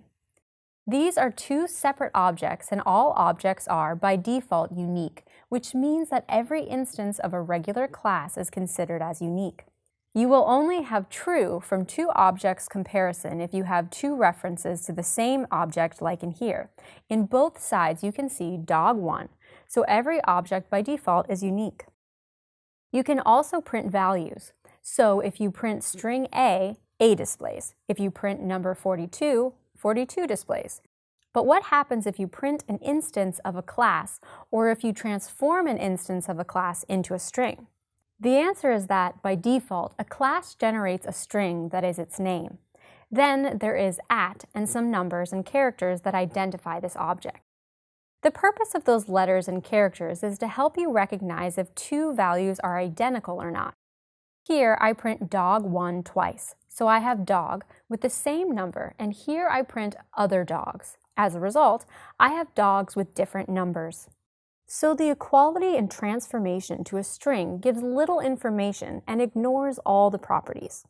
It is fine for objects that should be considered unique, but there are also other cases.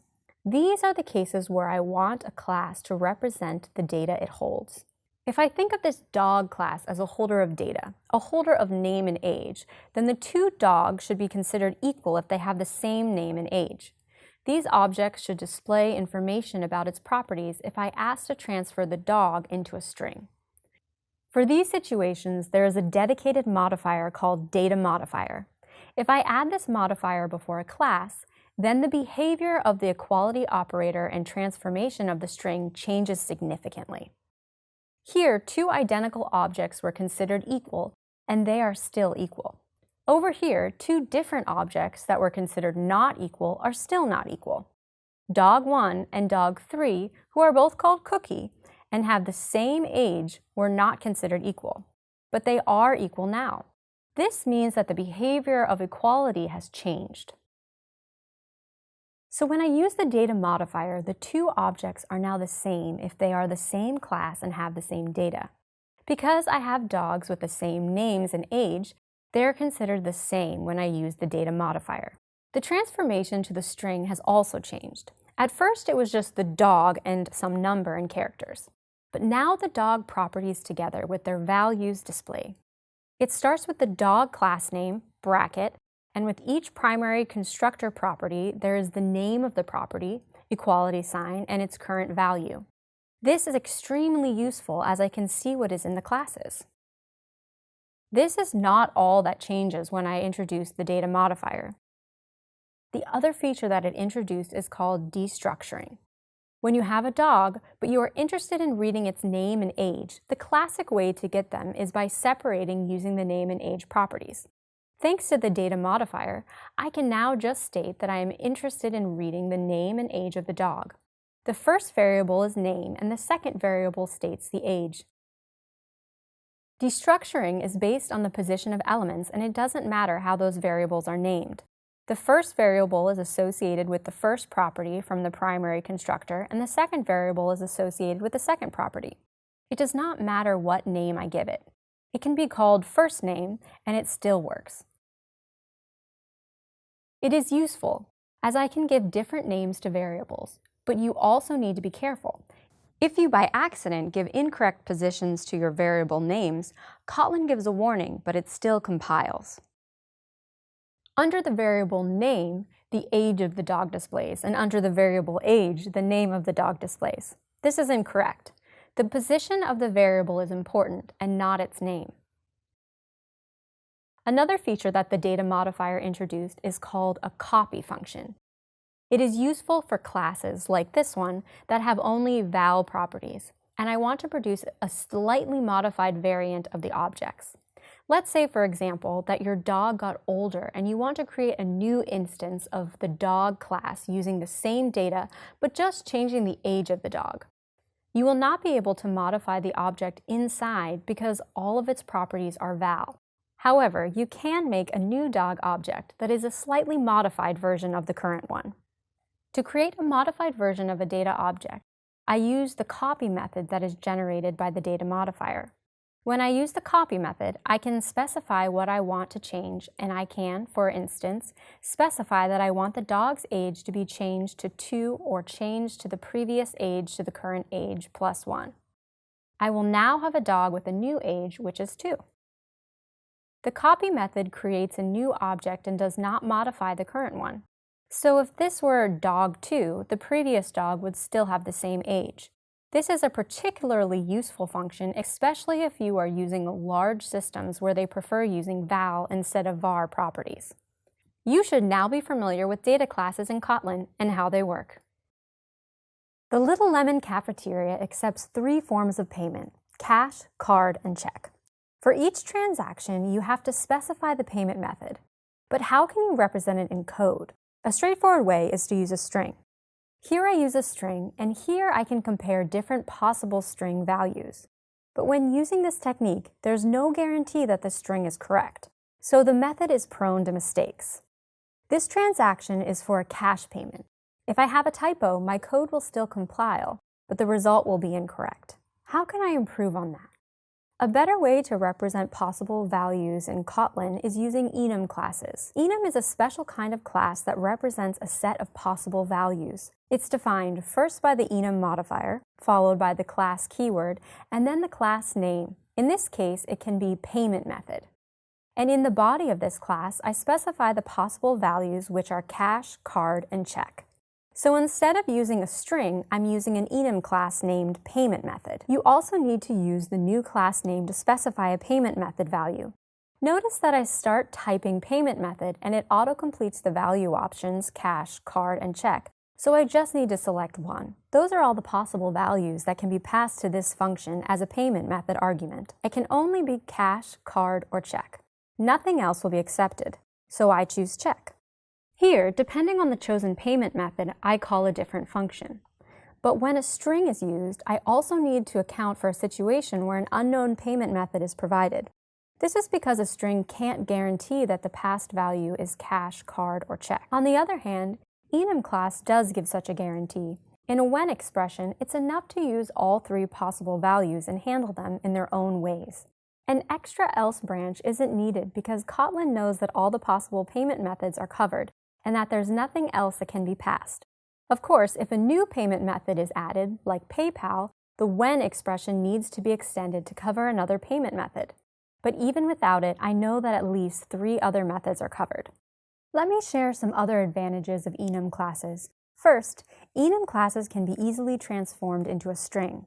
If I print paymentMethod.cache as a string, it will display the cache value, which is a nice support when I do programming and I learn about how the program works based on these prints. Also, each payment method has an ordinal that tells you what its position is in the Enum declaration. An ordinal is like a position and the count starts at 0, which is typical for programming. The ordinal of cache is 0 because it's the first position. The ordinal of card is 1, and the ordinal of check is 2. Another useful feature of Enum classes is that you can easily iterate over payment methods. So I can use a for loop to iterate over payment method.values. This is a function that returns an array of payment methods. You'll learn more about such collections later. For now, all you need to know is that you can use it to iterate over all payment methods. And you can use it to, for instance, print the method name. If you have a string with a payment method, for example, string1 is cash, then you can transform it into a payment method using payment method.valueof and string1. This function gives you the cash payment method. You can print it and it'll print cash. You can also transform it back into a string using payment method.name. Note that this is a string and this is a payment method. You can easily switch between Enum class value and string using the value of and name functions. As demonstrated in this video, Enum classes offer a lot of positives, and it is good to use them to represent a set of possible values. You should now be familiar with what Enum classes are, their benefits, and how they are used in Kotlin. An exception is an unwanted event that breaks the standard flow of your program. Exceptions happen when you try to make an illegal operation. Let's explore a few examples.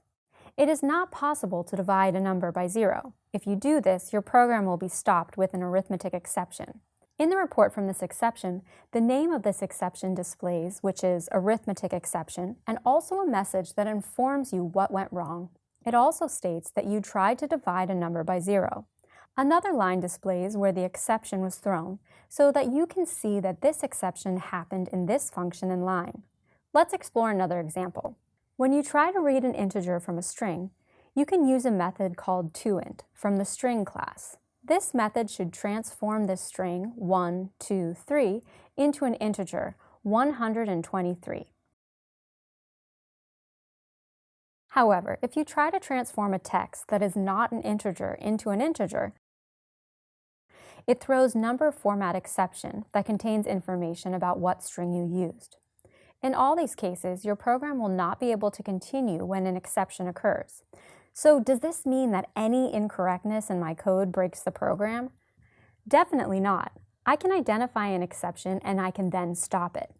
To catch an exception, I use something called the try-catch block. I type the try keyword followed by braces, and inside those braces I include the code where I expect an exception to occur. I then include catch block. In this way, I will catch any throwable. It's called throwable since an exception is sometimes referred to as a throw statement. I then print caught. On the next line, an exception should happen. I catch it using the catch block and then I print caught. The program continues and done is printed. Note that when an exception occurs, done was not printed because the exception broke the program. If the code is correct and does not throw an exception, catch is not executed.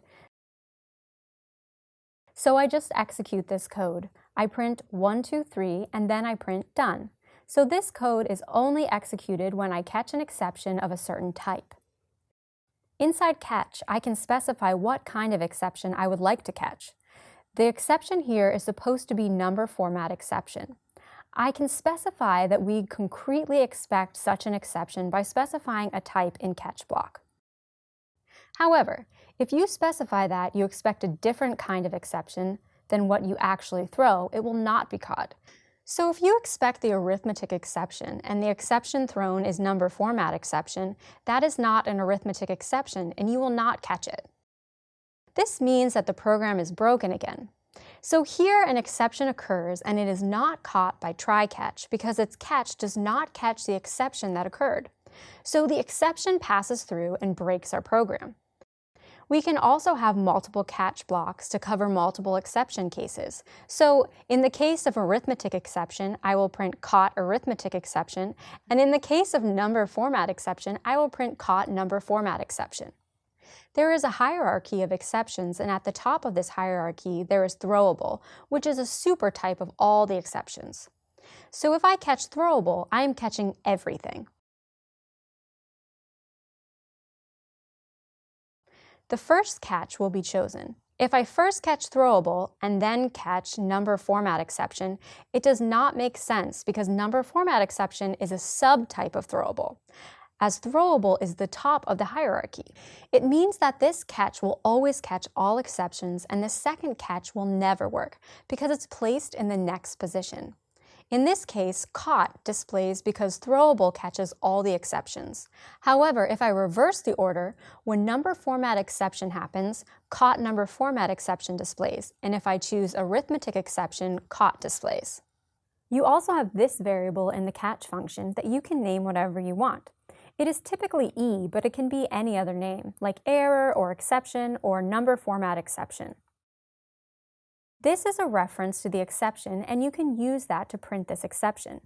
You can also use it to learn something about this exception, read a message of this exception, or some other characteristics of this exception. It can, for example, display where this exception has happened. Let's say you want to do something new in your garden.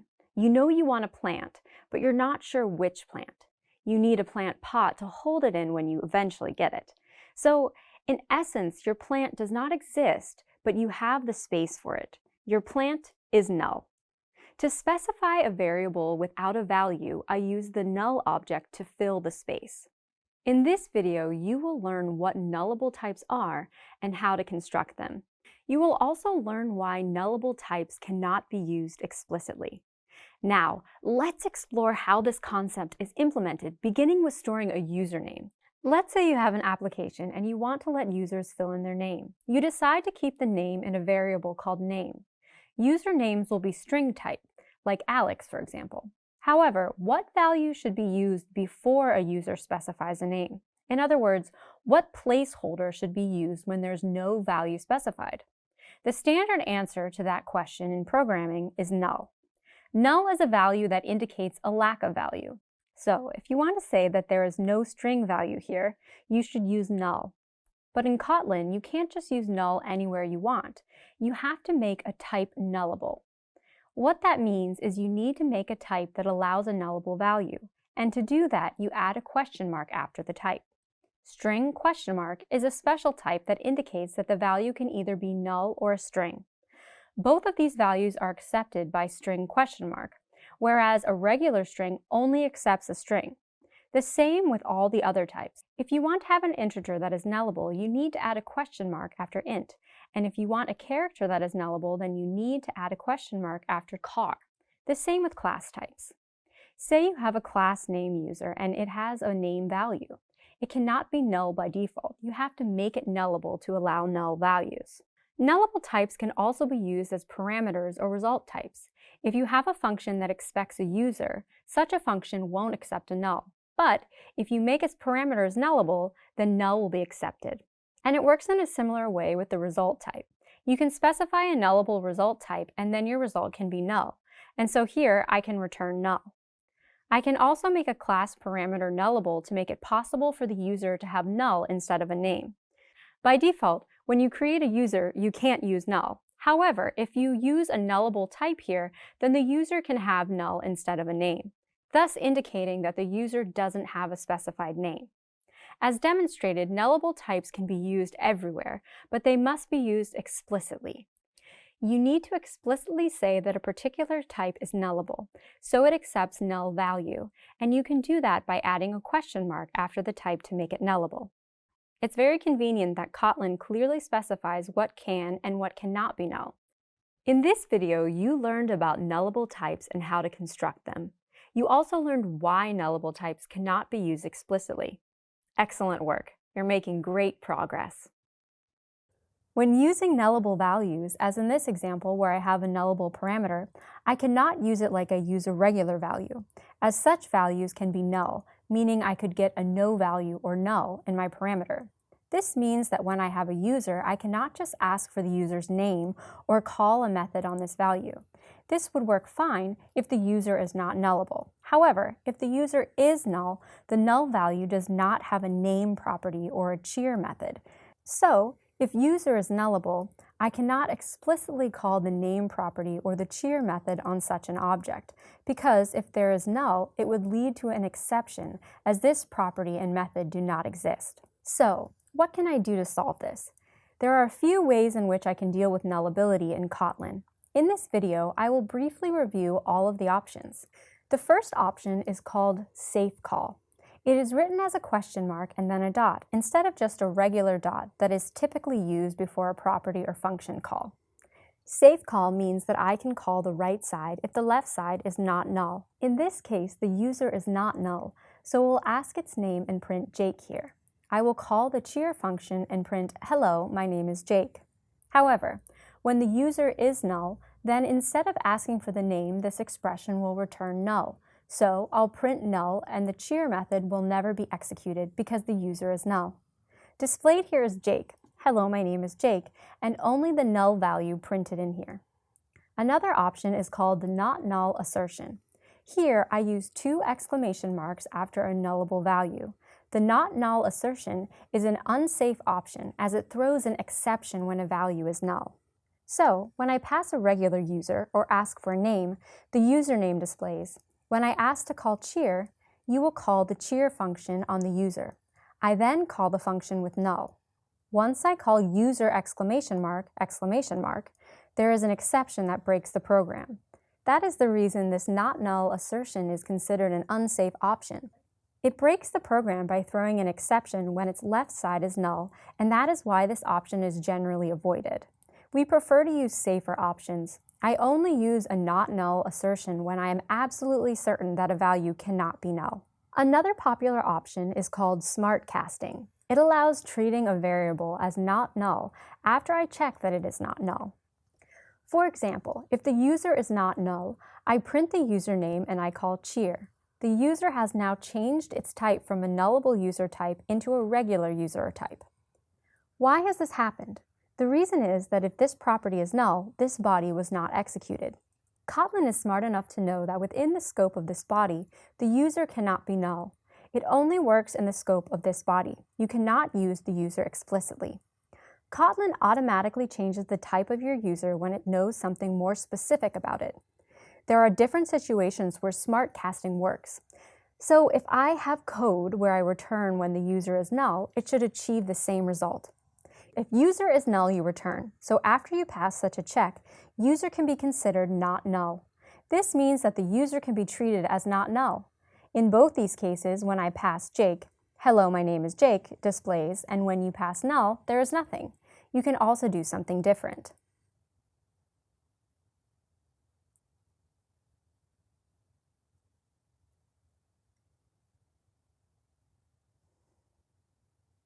So, right now when you pass a user and this else branch is called, then user is not nullable. So I can ask for its name directly. And if user is null, this branch is chosen, so the user is null. The final option I want to discuss is called the Elvis operator.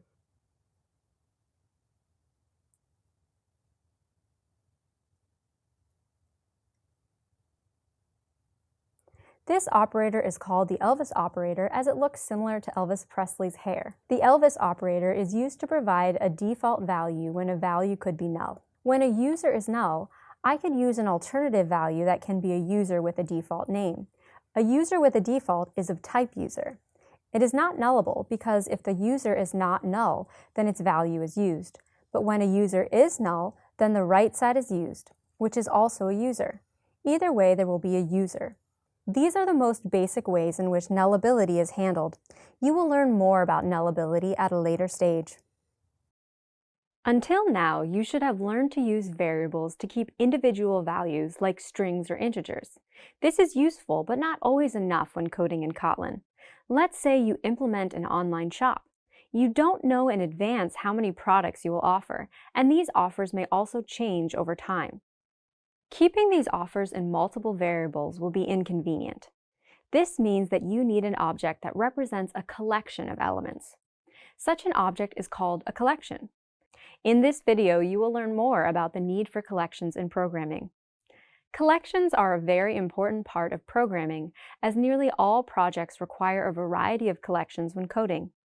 When you write code to create an online shop, you need a collection of products, a collection of sellers, a collection of buyers, and a collection of different product variants. You may also have a collection of supported payment methods and a collection of supported delivery methods. In Kotlin, there are a few collection types you can use. These are discussed later in the course, but for now, let's explore how collections work in general, and as an example, a list is used, which is one of the most common collection types in Kotlin. A standard way to create a list in Kotlin is using the listOf function and then specifying the values of this list using arguments. Here, I will use a list with 3 values called tomatoes, spaghetti, and chicken. Lists can be transformed into a string either when you just print a list or when you transform a list into a string using a string template. In the first case, it should result in all the elements in the box brackets. In the second case, the list is also displays with all the elements in box brackets.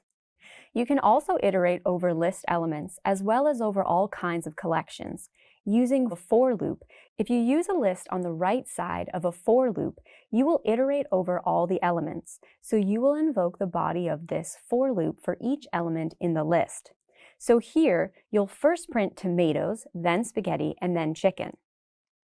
If you need to know how many elements there are on the list, you can use size property. Size property displays how many elements there are in the list. This list has 3 elements, so it will return 3. Finally, if you want to modify a list, the list is read-only, which means that this list object cannot change internally. But you can always create a new list with or without some elements. The easiest way to do this is to use a plus or minus sign.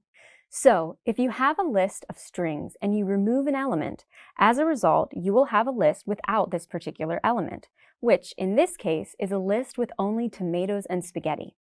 And if you use a plus element, you will add this element to the list. So, as a result, you should have a list with tomatoes, spaghetti, and tofu. This creates a new list and it does not modify the previous one. This means that the previous list should still have tomatoes, spaghetti, and chicken. You should now be more familiar with the functionalities common to Kotlin collection types. Good job! Kotlin provides you with many ways to store information. Deciding on what information and how it is to be used is dependent on the project being developed. For instance, if you wanted to store the inventory for your online shop, you could store the product and the price in a list. This will allow you to add or remove products.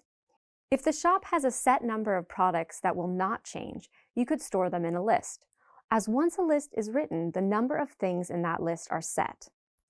In the next couple of minutes, you will learn the difference between list, set, and map. You will also be able to identify which collection type to use. And you will learn that Kotlin collections are read-only and they have mutable variants. There are 3 main types of collections in Kotlin: list, set, map. Let's discuss them one by one. List is the most basic type of collection and represents an ordered list of elements. A useful feature of list is that you can use the same values in elements multiple times. You may wonder why lists are used in Kotlin programming. You may use a list, for example, to represent products in an online shopping cart or for delivery method options.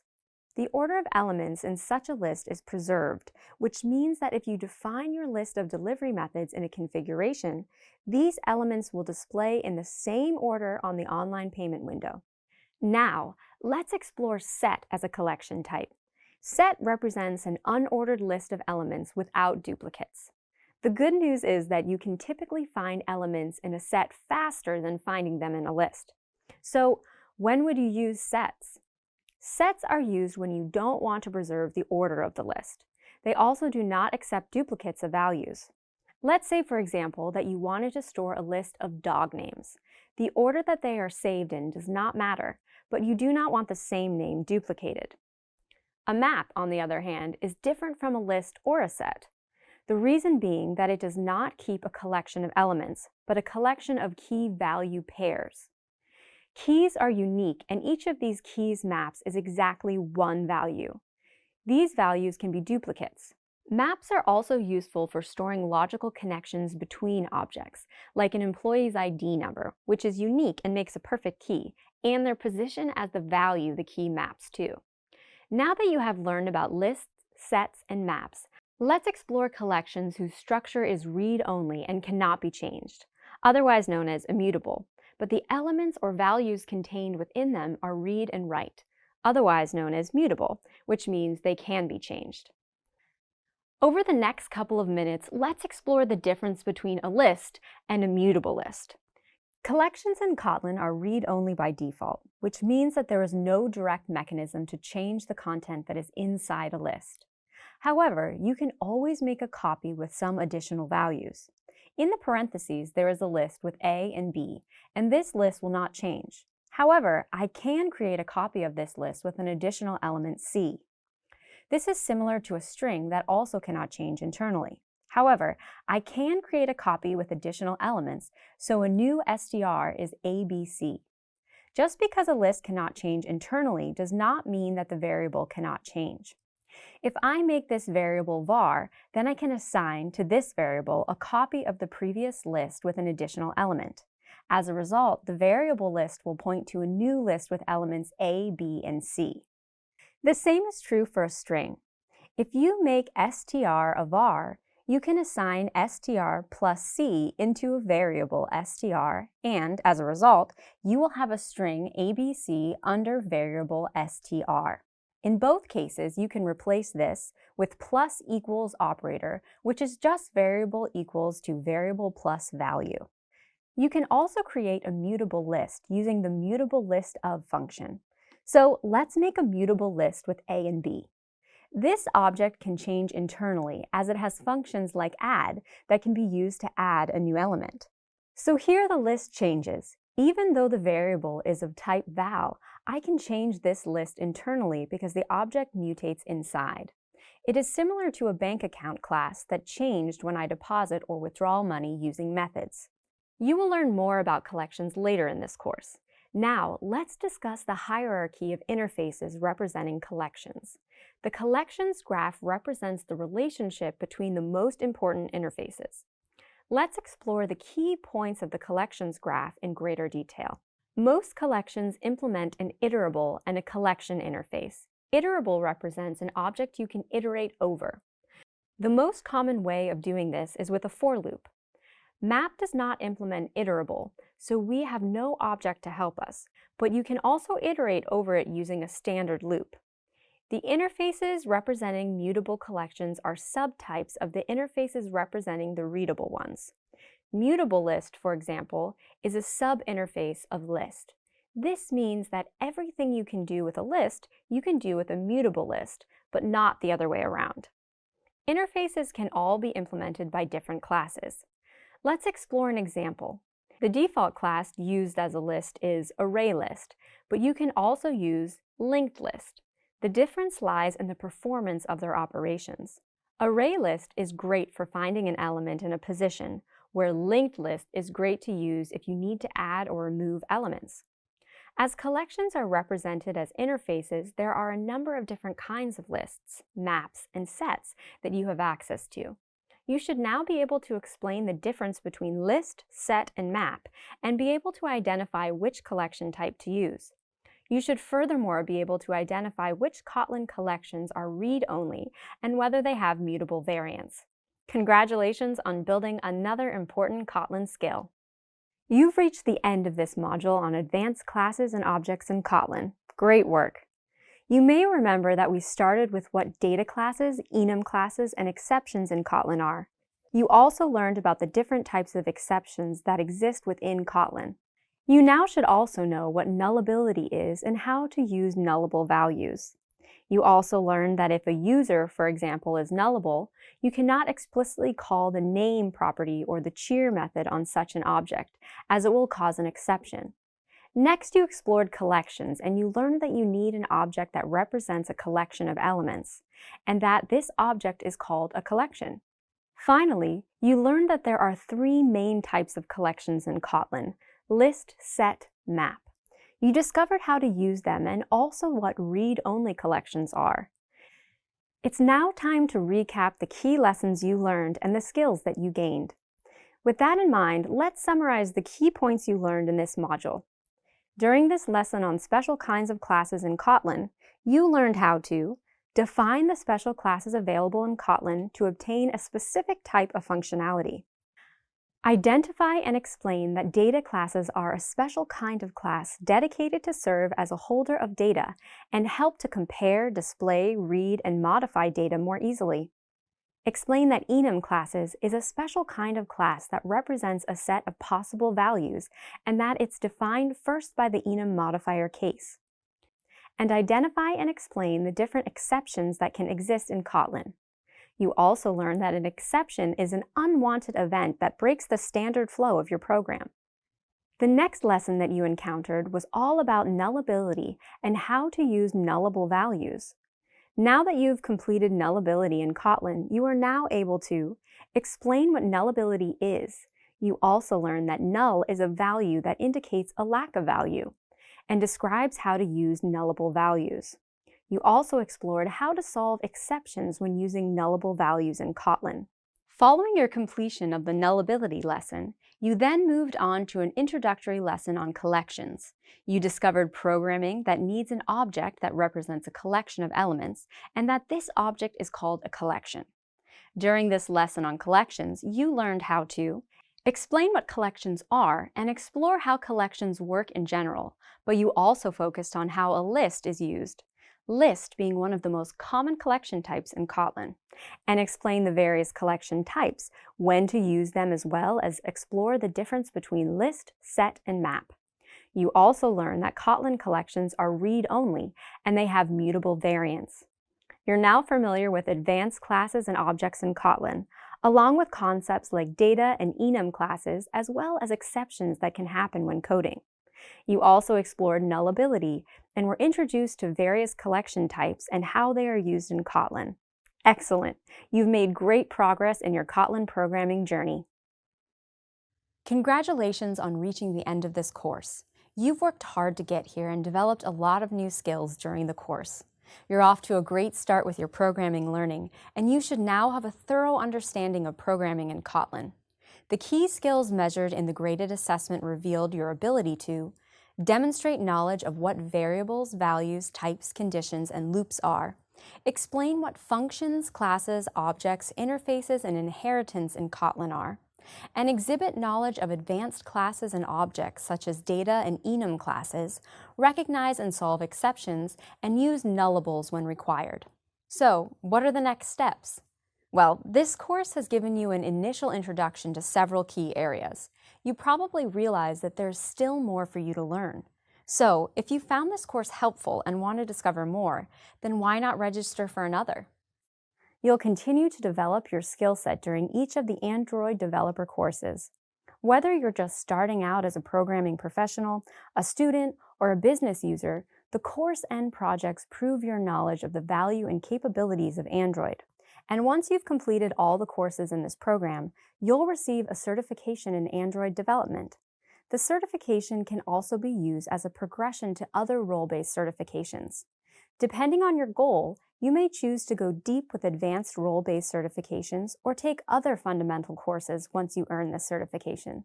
These certifications provide globally recognized and industry-endorsed evidence of your technical skills. Thank you. It's been a pleasure to embark on this journey of discovery with you. Best of luck in the future. In this course, you covered the essentials of programming in Kotlin. Let's take a few moments to briefly recap what you learned. In the opening module, you had an introduction to the course and explored possible career roles that you might want to follow as a Kotlin developer. You also reviewed some tips on how to take this course successfully and discussed what it is that you hope to learn. You then covered concepts such as variables, values, and types, using numbers and text, conditions and loops, and you began the coding part of your learning. You also completed several exercises in which you learned how to utilize these different concepts in your programming projects. You should now be able to explain what variables, values and their different types, such as strings, booleans, doubles, and integers are. You explored if and if-else conditional statements as well as when conditional statements. These statements helped you set conditions for the way content appeared. You also discovered that loops allow for the execution of one or more statements until a condition is met. In Module 2, you may remember that you learned what functions in Kotlin are. You learned that a function processes data and then returns a result. Next, you explored classes and objects, and you learned that in Kotlin, every value is an object. And lastly, you discovered more about interfaces and inheritance in Kotlin. Then, in Module 3, you learned about Kotlin advanced classes and objects, including special kinds of classes, nullability, and collections. You discovered that there are special classes that you can use to obtain a specific type of functionality. They are Enum classes, exception classes, sealed classes, and annotation classes. You also explored nullable types and how to construct them. And you discovered why nullable types cannot be used explicitly. You then explored the three main types of collections in Kotlin, which are list, set, and map, and you should now be able to explain the difference between them. You should now be able to explain the need for collections in programming. You should also now know that there are various collection types that you can use in any given situation. You may also remember that Kotlin collections are read-only and that they have mutable variants. Well done on completing this recap. Now it's time to try out what you've learned in the graded assessment. Good luck!